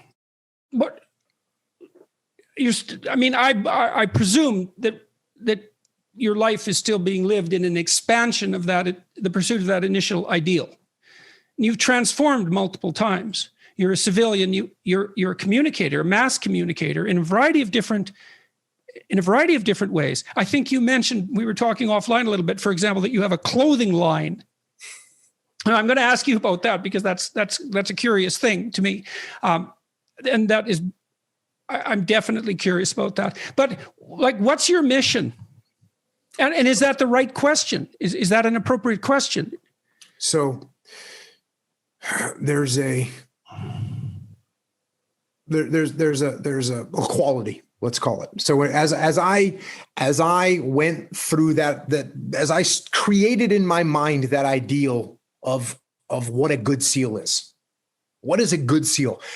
And I'm sure I could say, okay, what do you think, Jordan? Oh, he's probably strong, and he's probably fast, and he's probably smart, and he's probably tactically sound, and he can probably shoot a weapon straight, and all those things. Absolutely. All those things are there. And as you would kind of burn away or if you were to set up a hierarchy of importance of what makes a good SEAL. Yep. You might think that some people would think, oh, well, it's probably being the best shot, or it's probably being the strongest, or it's probably being really good in the water. All those things, all those skills that you think it might be. And you could talk to different SEALs and they would all kind of, some guy would say it's running, some guy would say it's strong, some guy would say it's the best shot, whatever, best tactician. But if you offered them one thing, 99.9% of SEALs would agree on what makes you a good SEAL. And that is, you look out for your teammates. You put your team above yourself. Yeah, so that's a real inversion of the things that you just described, Dave, because all of those things are dimensions along which you could be excellent in a manner that distinguishes you from the group and elevates you above them. But you derive from that a claim that that should all be subordinate to a reciprocity. And any SEAL that's a good SEAL would tell you that that would be at the top of the hierarchy. You can be the best shot. Yeah. You can be the best shot. You can be the best diver. You can be the strongest. You can be the fastest. You can be the best tactician. If you don't take care of your teammates, none of those other things matter. You're not even wanted in the SEAL teams. That's what it is. So, well, do you think that seems to me to be true for functional organizations in general? Is that, and certainly the people I've seen, this is part of the reason why casual critiques of hierarchies annoy me so much, because the people I've seen who are radically successful don't get there from power. They get there from ability, but also reciprocity. And yeah, 100% right. So when you say to take care, to look out for, and to take care of, I think you said to look out for. Flesh that out. What does that mean in the situations that you've been in, and how did that guide your behavior? It's a literal, constant, daily, hourly, by the minute attitude, which is, okay, hey, my buddy needs me to move over there and cover for that area. That's what I'm going to do. My buddy needs me to bring him some more ammunition. My buddy needs me to help him clean his weapon. My buddy needs to you carry the boat. I need to pick up the boat because we're moving across the beach. All these things. So what are you doing? You're looking. So what, like you said, moment to moment. So what are you doing? You looking for ways to be useful constantly? How can I support my teammates? What can I give to them? How can I make their situation better right now? And that guy that has that attitude is going to have a great reputation in the SEAL team. Well, then you can think too, of course, then the fact that you're outstanding on any number of dimensions, let's say, that becomes an asset of the team rather than something that's a competitive liability. Because like, if you're going to be looking out for me, and I really believe that, the fact that you're stronger and smarter than me is actually really good. Because now I've got someone who's stronger than me and smarter than me who's looking out for me. And so whatever competitive jealousy there might have been there could be easily subsumed under appreciation for those positive attributes. Yes. And we are going to work together because guess what? You might be the strongest, but I'm a little bit faster than you. Right. And you might be a good shot, but I'm better in the water than you are. And we're going to be in the water and shooting. So we're each going to have a chance to be number one. Yes. So the reason I went to that. And how long did it take you to figure that out? Like, you said something interesting about assembling the image of an ideal SEAL in your imagination. And so was that something that, were you consciously aware of doing that while you were doing that? Or did you see that you were doing that in retrospect? Unconscious, and saw that I did it in retrospect. And the team, the support your teammate is something that you hear immediately. And if you listen to it, you can't miss it. Now, guys miss it. Guys definitely miss it. But if your eyes are open and your ears are open, you can't miss it. It's day one, SEAL basic indoctrination. You take care of your swim buddy. They literally say that day one. They'll say, "Take care of your swim buddy." Now, and what does that mean in the swim buddy context? What does that translate to practically? That means before Jordan gets inspected by the instructor, I take a look at Jordan's gear and make sure it's all squared away and say, "You're good to go." As opposed to seeing that your life jacket's got a twisted strap and just sitting there looking straight ahead. No, I want to make sure you're okay. That's actually, before I check myself, I'm checking you. Before I check myself, I'm checking you. I'm making sure that you're good to go. See, this is partly why these claims, the broad claims that are being made in the social world at large now about hierarchical power being the fundamental attribute of society is so disturbing to me, because this is not true. It's literally not true. Only when a hierarchy becomes radically dysfunctional does individual power come to dominate. The rest of the time, it's something like what you're saying, is that And that's true. Capitalism has a bad rap, let's say morally, because of its selfishness. But the functional organizations that I've seen that are business organizations, if the people in there aren't motivated by the ethos that you're describing, no one bloody well wants to work with them. No one wants to buy their material. No one wants to partner with them across time. They don't even want to go golfing with them. So it's just not. It's so not true. It's completely not true. And that's the essence of the books that I've written about leadership, is that story over and over again. I had a SEAL platoon commander that operated via power, his authority and his power. That's how he operated. We did what he told us because he told us to do it, because he was the highest ranking guy, and you better be quiet and listen to me. And it's going to be my plan. And you all better just shut up and get on board with it. And right. we had a mutiny. We had a mutiny in that SEAL platoon where we went to his boss and said, we're not working with this guy. And he actually ended up getting fired. So everything you just said. Right. That's exactly right. Look, there's no stable organization. No organization can run stably across time if its predicate of operation is raw power. And the reason for that at some point is that the people who are being tyrannized are going to band together and say, no, we're not going to do this. We're going to take you out. Mm-hmm. And so if you don't want to be taken out, you can't exercise tyrannical power. It's the intrinsic weakness of tyranny. To confuse functional and competent organizations with tyranny is also to make a mockery of the fact that this cooperative ethos is actually the dominating principle if the organization is functioning properly. Yeah, and as I pointed out, I actually lived through that, and I lived through the other end of the spectrum too. When that platoon commander got fired, the platoon commander that took his place was very humble, listened, had an open mind, gave us ownership, told us to come up with a plan, and we love that guy. And that's the guy that I try and emulate to this day.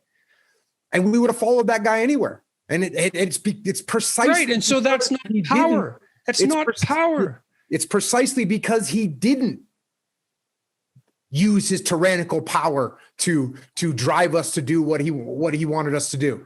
Look, whenever I've been in a situation and wanted to get the best out of the people that are working under me or with me for that matter, I cede as much responsibility and authority to them as possible, partly because one of my predicates of operation is that if I'm going to engage in an enterprise with you and I have to tell you what to do, or if I told you what to do, you would do a better job, I should find a different person.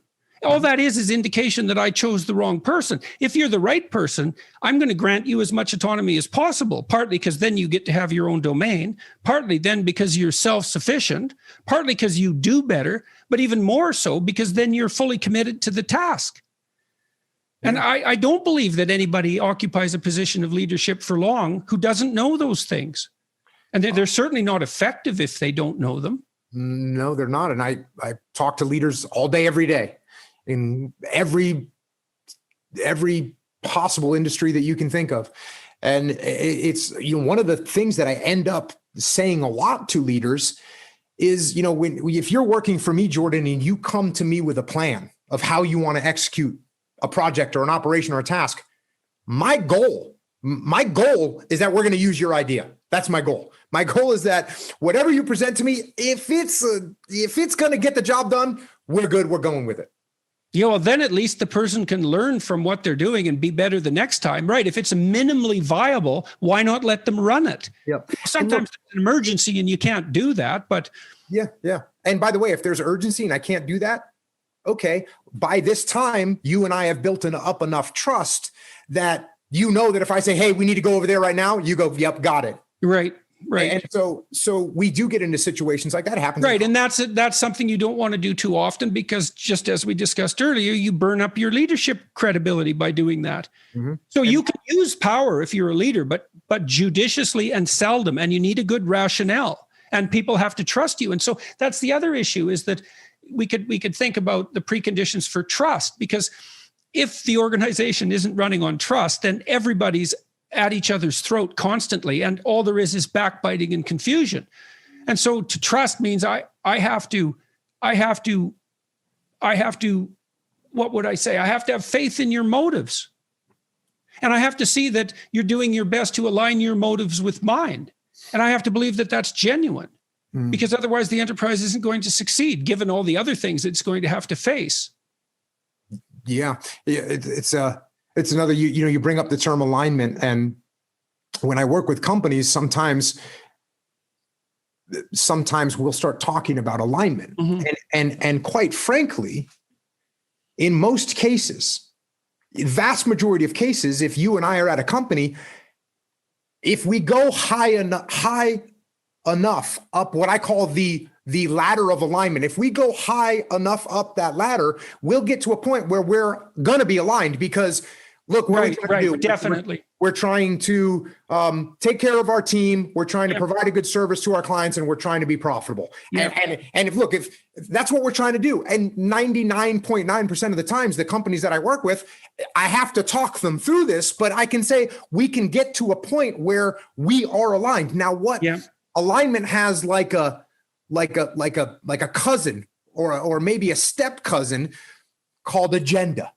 Where you've got your agenda over here and I've got my agenda over here, and you're trying to get more funds for your department, and I'm trying to get more funds for my department. And so we can sometimes it can feel like our agendas, we're not aligned. Yeah.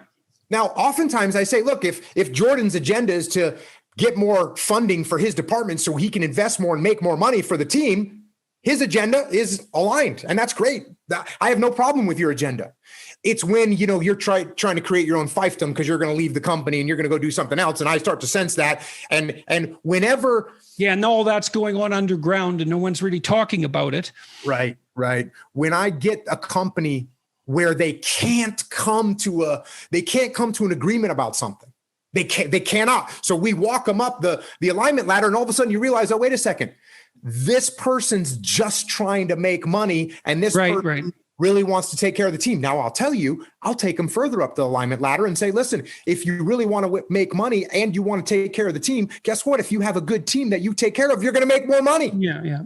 So you can get aligned, unless people are starting to take care of themselves instead of take care of the team, which goes back to what we were just talking about. Which is also extremely short-sighted in my estimation, because for a bunch of reasons, I line some of this out in this new book. I realized a long time ago that there isn't much difference. There might be no difference, actually, technically speaking, in taking care of yourself and in taking care of other people. And here's the reason. So you might say, well, I'm one person and everyone else is a group of people. And so there's that competition between me as one person and what this one person wants and the group. But that's not true, because I'm actually a group.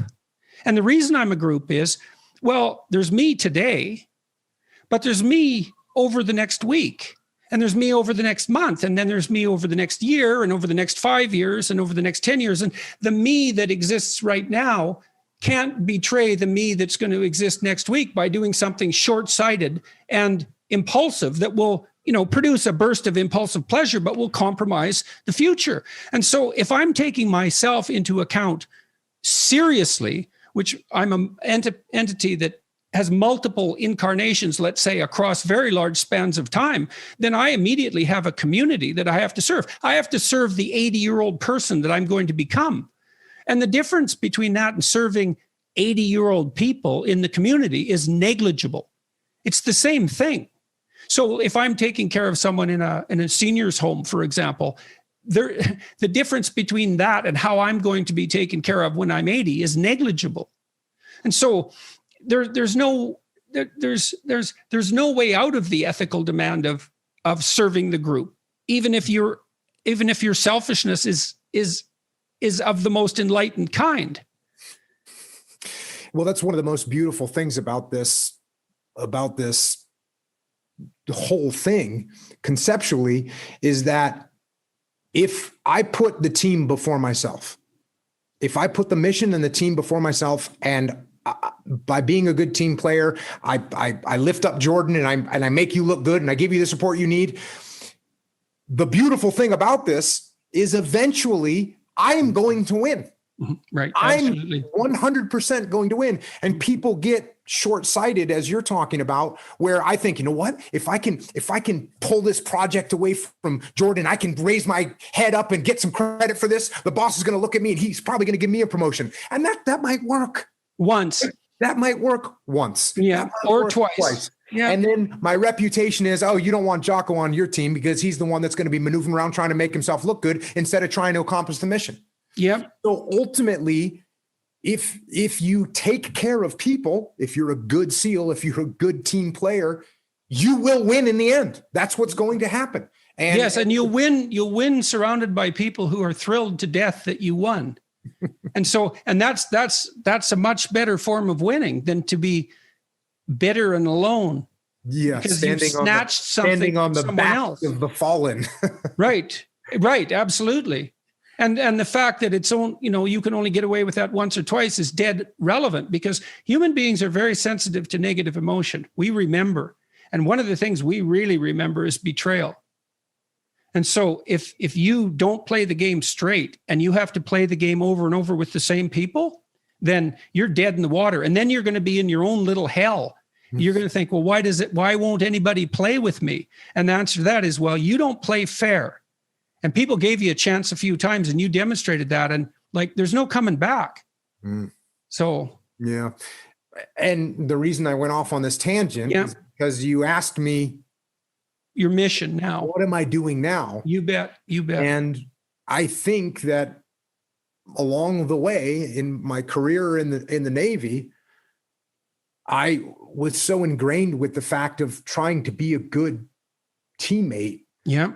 That when I retired, I kept just trying to help people out and say, hey, you know what? I can teach you something about leadership. Do you want to know something about leadership? I can help you with this, or I can at least talk you through, and maybe I can share some stories of what I've learned about human nature. And that way you don't have to learn those lessons by beating your head up against the wall.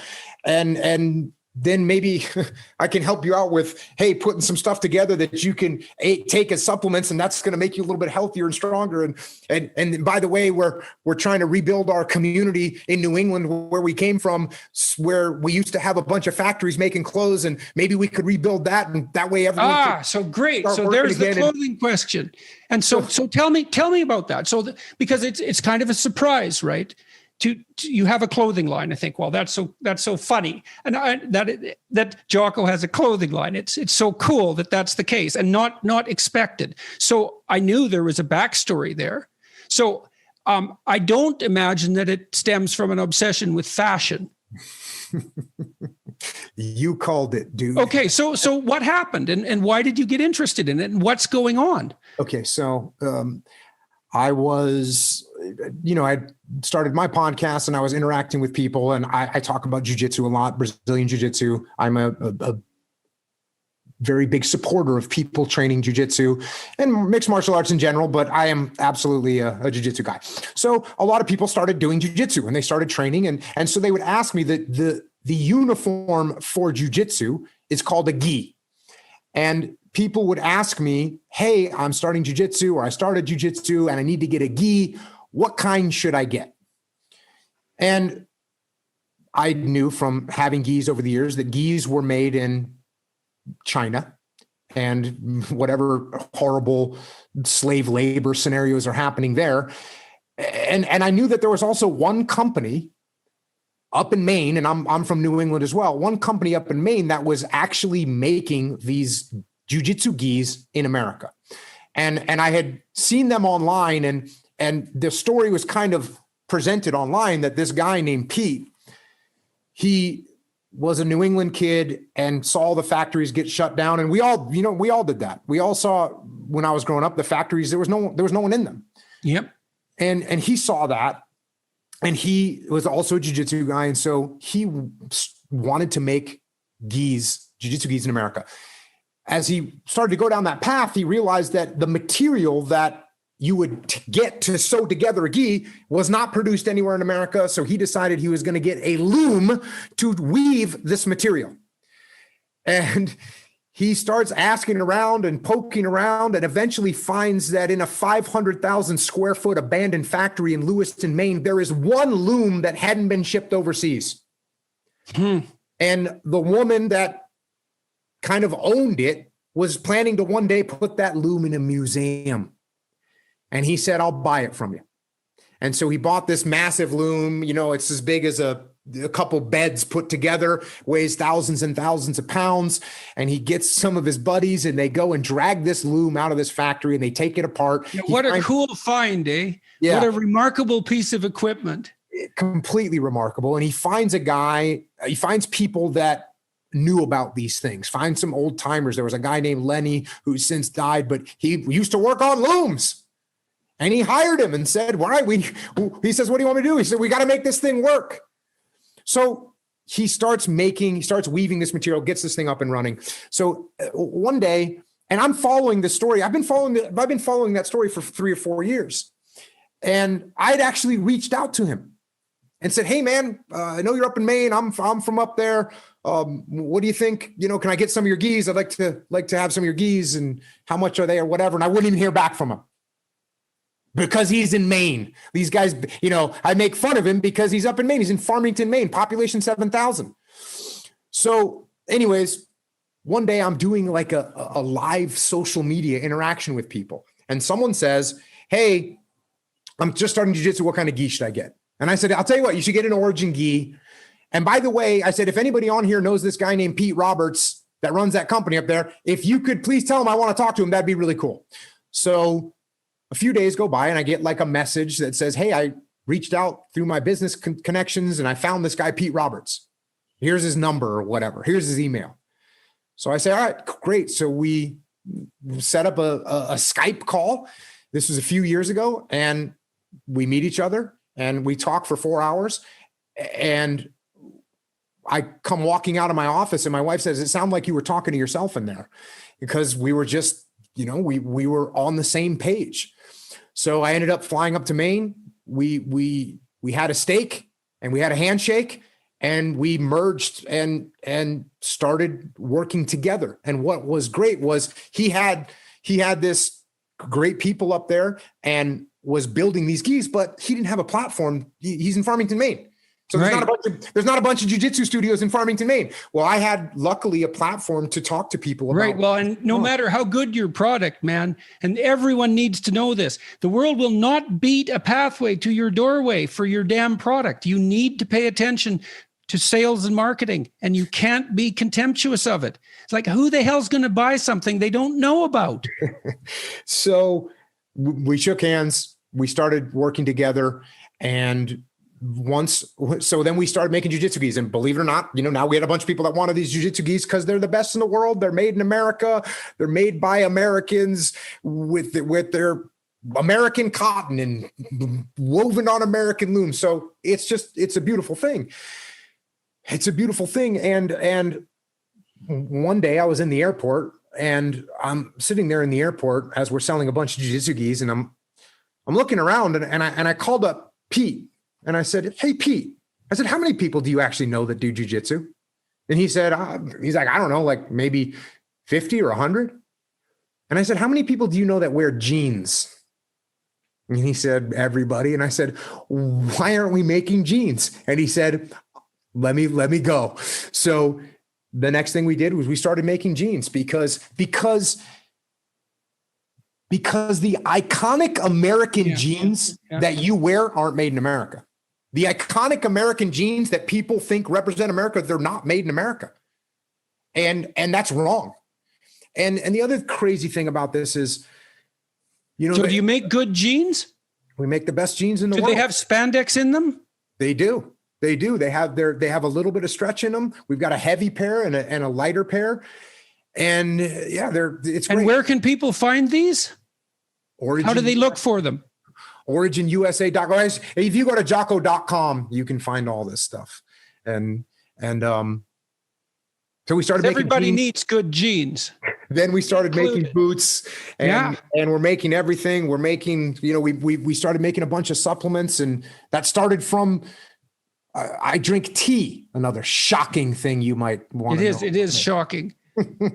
I'm married to a Brit, and at some point I started drinking tea, and so I started making tea, and then I started making other supplements, and again, it was like, make high quality stuff that works, and people need it, they want it, and we're doing that thing of being a teammate, of helping people out.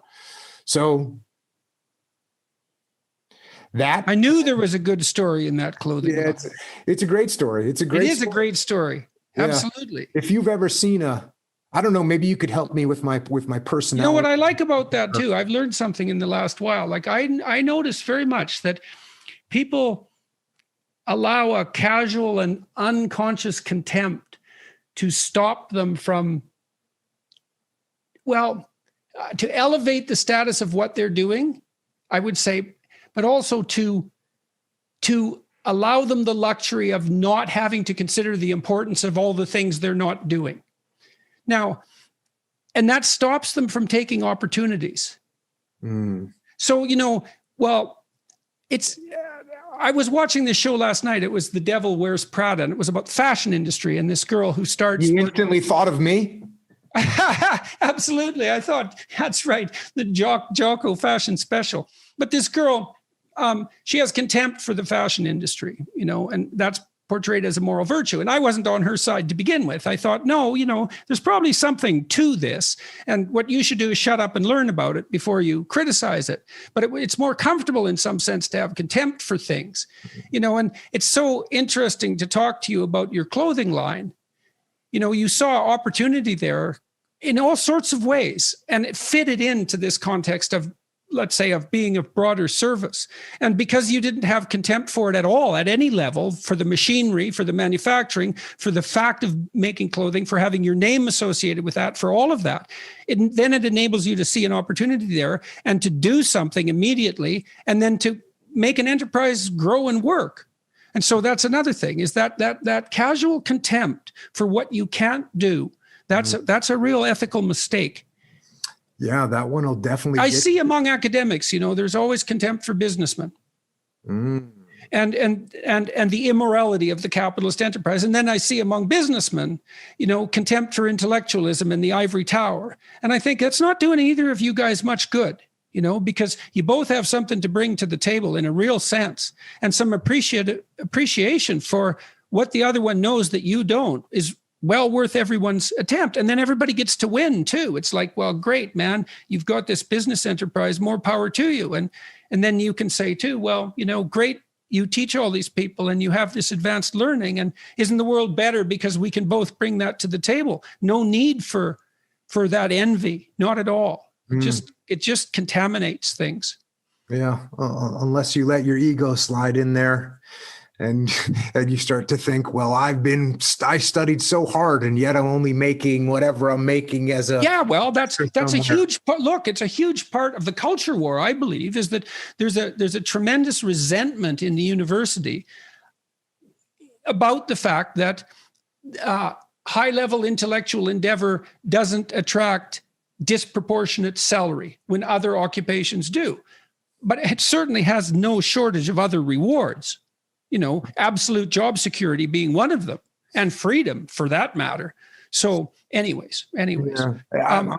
I've been surprised that there's all this talk in America right now about the divisiveness in America. And I've been surprised that the ego hasn't come up more often, because. You mean as a topic?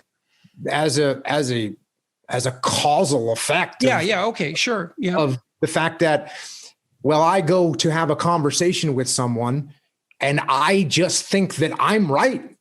I think that my viewpoints are right and your viewpoints are wrong. And worse, not just wrong, contemptible. Exactly. That's like the ultimate expression of wrong, right? They're beneath my consideration. Right. Yeah. And that's not good. That's So definitely not good. how do I listen to anything that you say? How do I find any common ground with you if I think that what you think is contemptible? And so therefore we can't have a conversation. If we don't have a conversation, we can't find any mutual ground. And that means we can't find solutions to the problems that we're facing. And it means when push comes to shove, we have to fight. Yes, it does. Yeah. Mm-hmm. I'm here to tell you that's not a good option. That's a good place to stop. Fair enough. That was great, man. Thank you. Appreciate it. I loved it. Well, thank you. Appreciate it. Yeah. So it's good to see you. It's good to see you too. And it's so nice to see that all of what you're talking about is finding its audience. I like the kids' books too. We never talked about them. Oh yeah, the kids' books. I feel like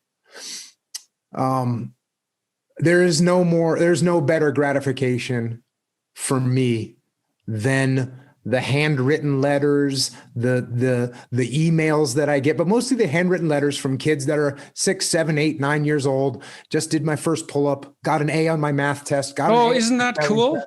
It's Christ, yes. Man, how could you have anything better than that, to know that you were part of that? So tell me about that. Maybe we'll stop with that. Tell me about that.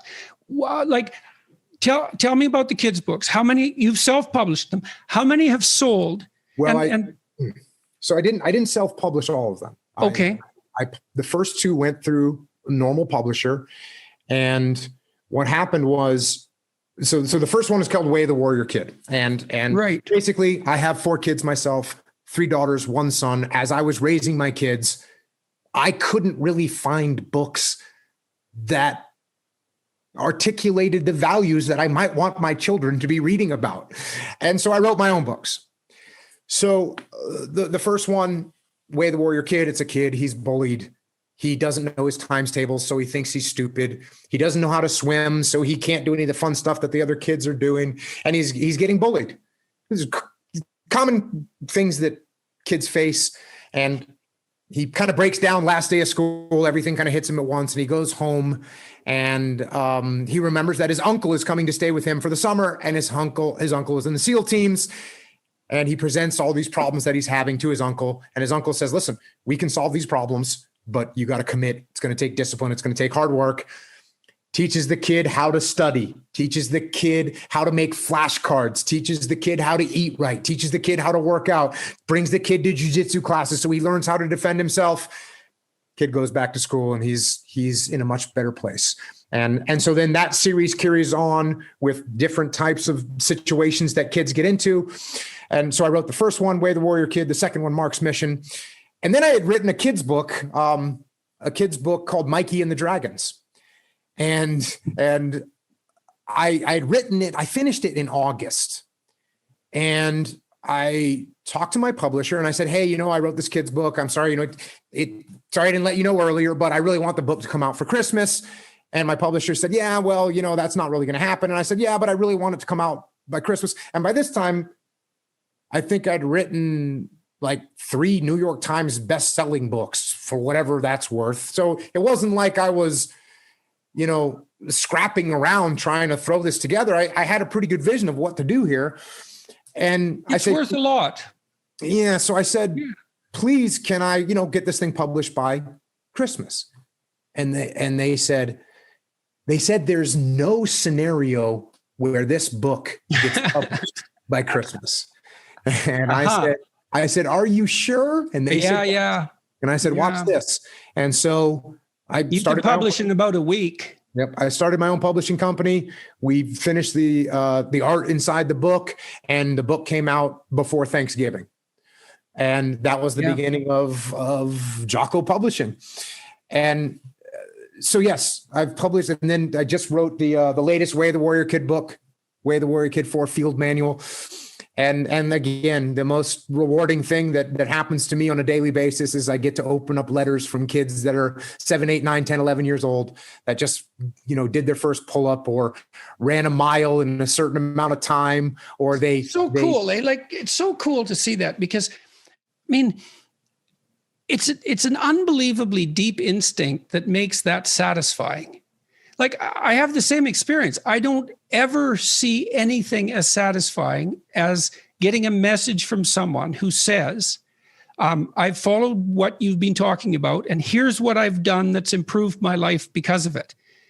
There's a, when you read online comments, the negative ones are salient, right? They've got potency, and people are wired to feel more negative emotion than positive emotion. It affects us more. We feel a loss more strongly than we feel an equivalent gain. The one exception to that might be those kinds of letters. They're so salient, and it's really curious. I mean, that must be something like the deep instinct of fatherhood, that pleasure that's intrinsic in watching someone who's younger, generally speaking, not always, but generally speaking, thrive. It's so satisfying. Yeah, I think that goes back to the concept of being a good teammate.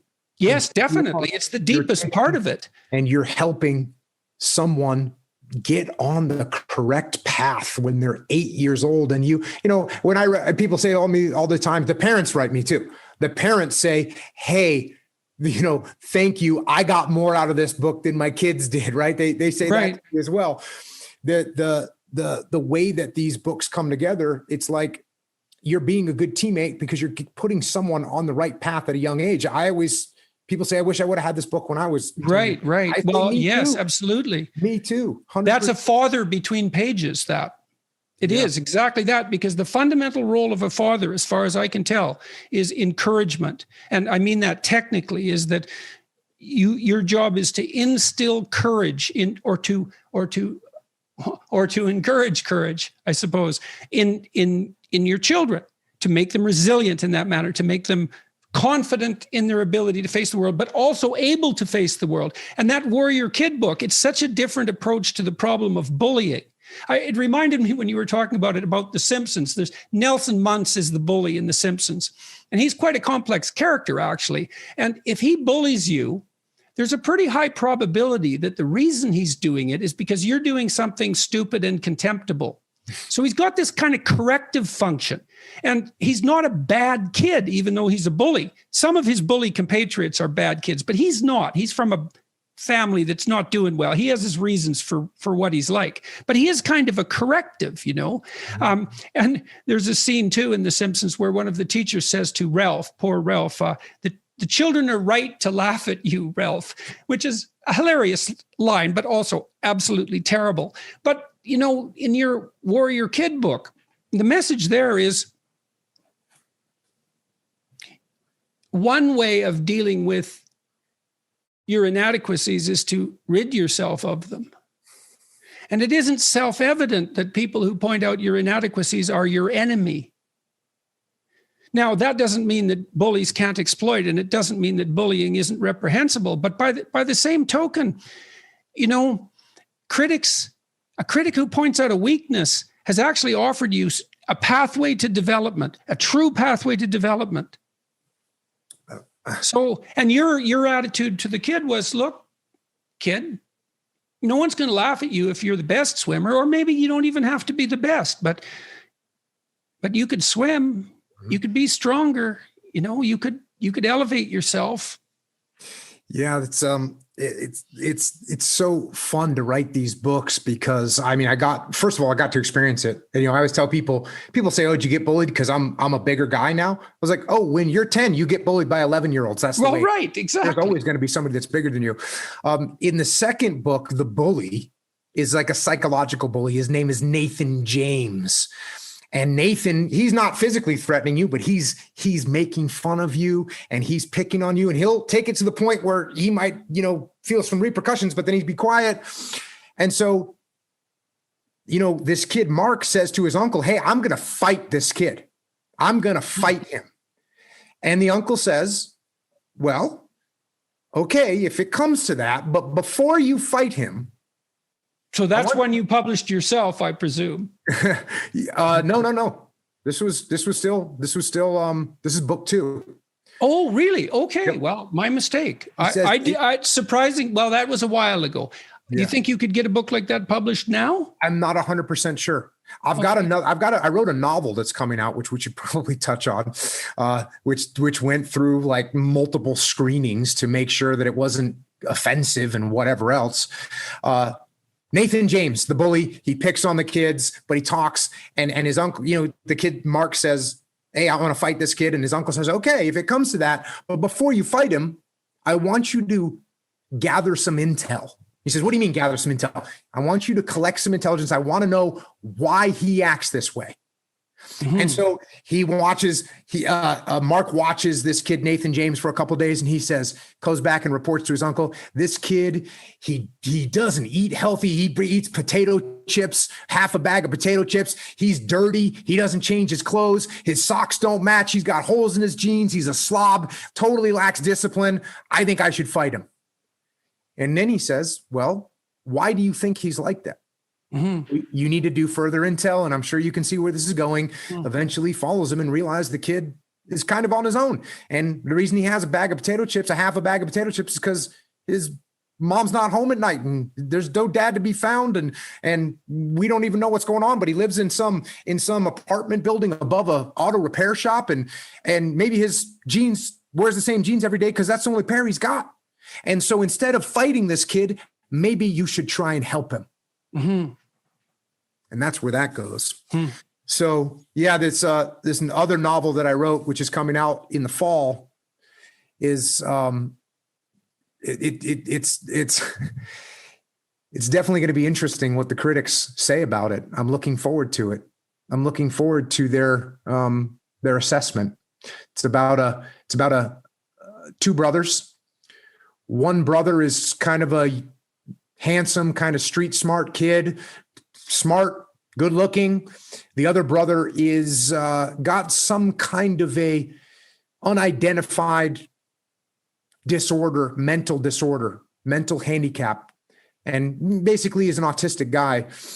And he's obsessed with washing machines. And he works at a laundromat. And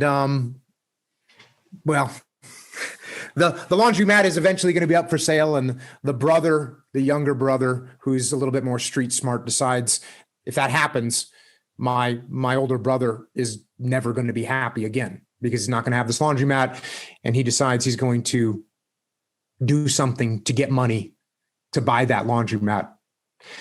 And the only way he can figure out to do that is by doing something that's not legal. So he goes for it, and well, that's the story. And that's coming out when? Comes out in the fall. It's called Final Spin. How long have you been working on that? Well, I write about, I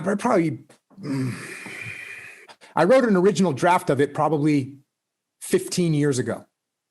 And then just kind of set it aside. Mm-hmm. And then I dusted it off because it never left my mind. Uh-huh. This story never left my mind because ultimately it's about can you be happy, and what kind of sacrifices are you willing to make to be happy? And what about people that are stuck in a rut? When I was growing up, there was all these kids that were smarter than me and funnier than me and better athletes than me. And I would look around and they would get stuck in a rut. Right.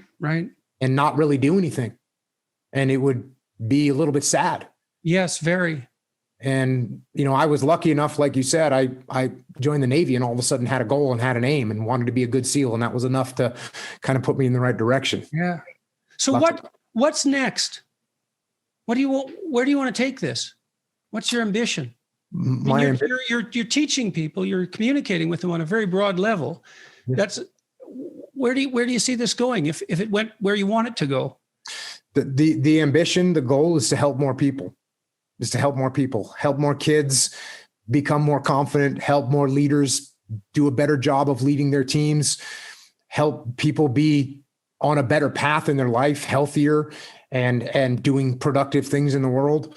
That's, I think, the best thing I can do right now at this point. Yeah, well, that just seems like, generally speaking, that just seems like the best. I think, once it isn't clear why you would be motivated to do anything else. It's like that actually is the best thing. You talked about these letters. It's like, well, what could you do that would be better than that? I mean, if you were as greedy as you could possibly be, you can't get better than that. So it's so rewarding.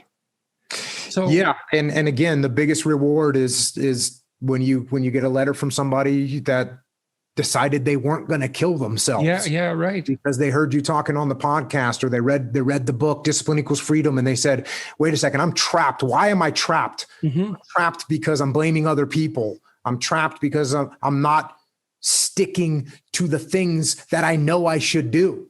Right. And they get on the right path, and they always say, you changed my life. And I always say, I didn't change your life, you did. Which is the truth. Thanks a lot. Thanks for having me, man. Good seeing you. Good to see you too.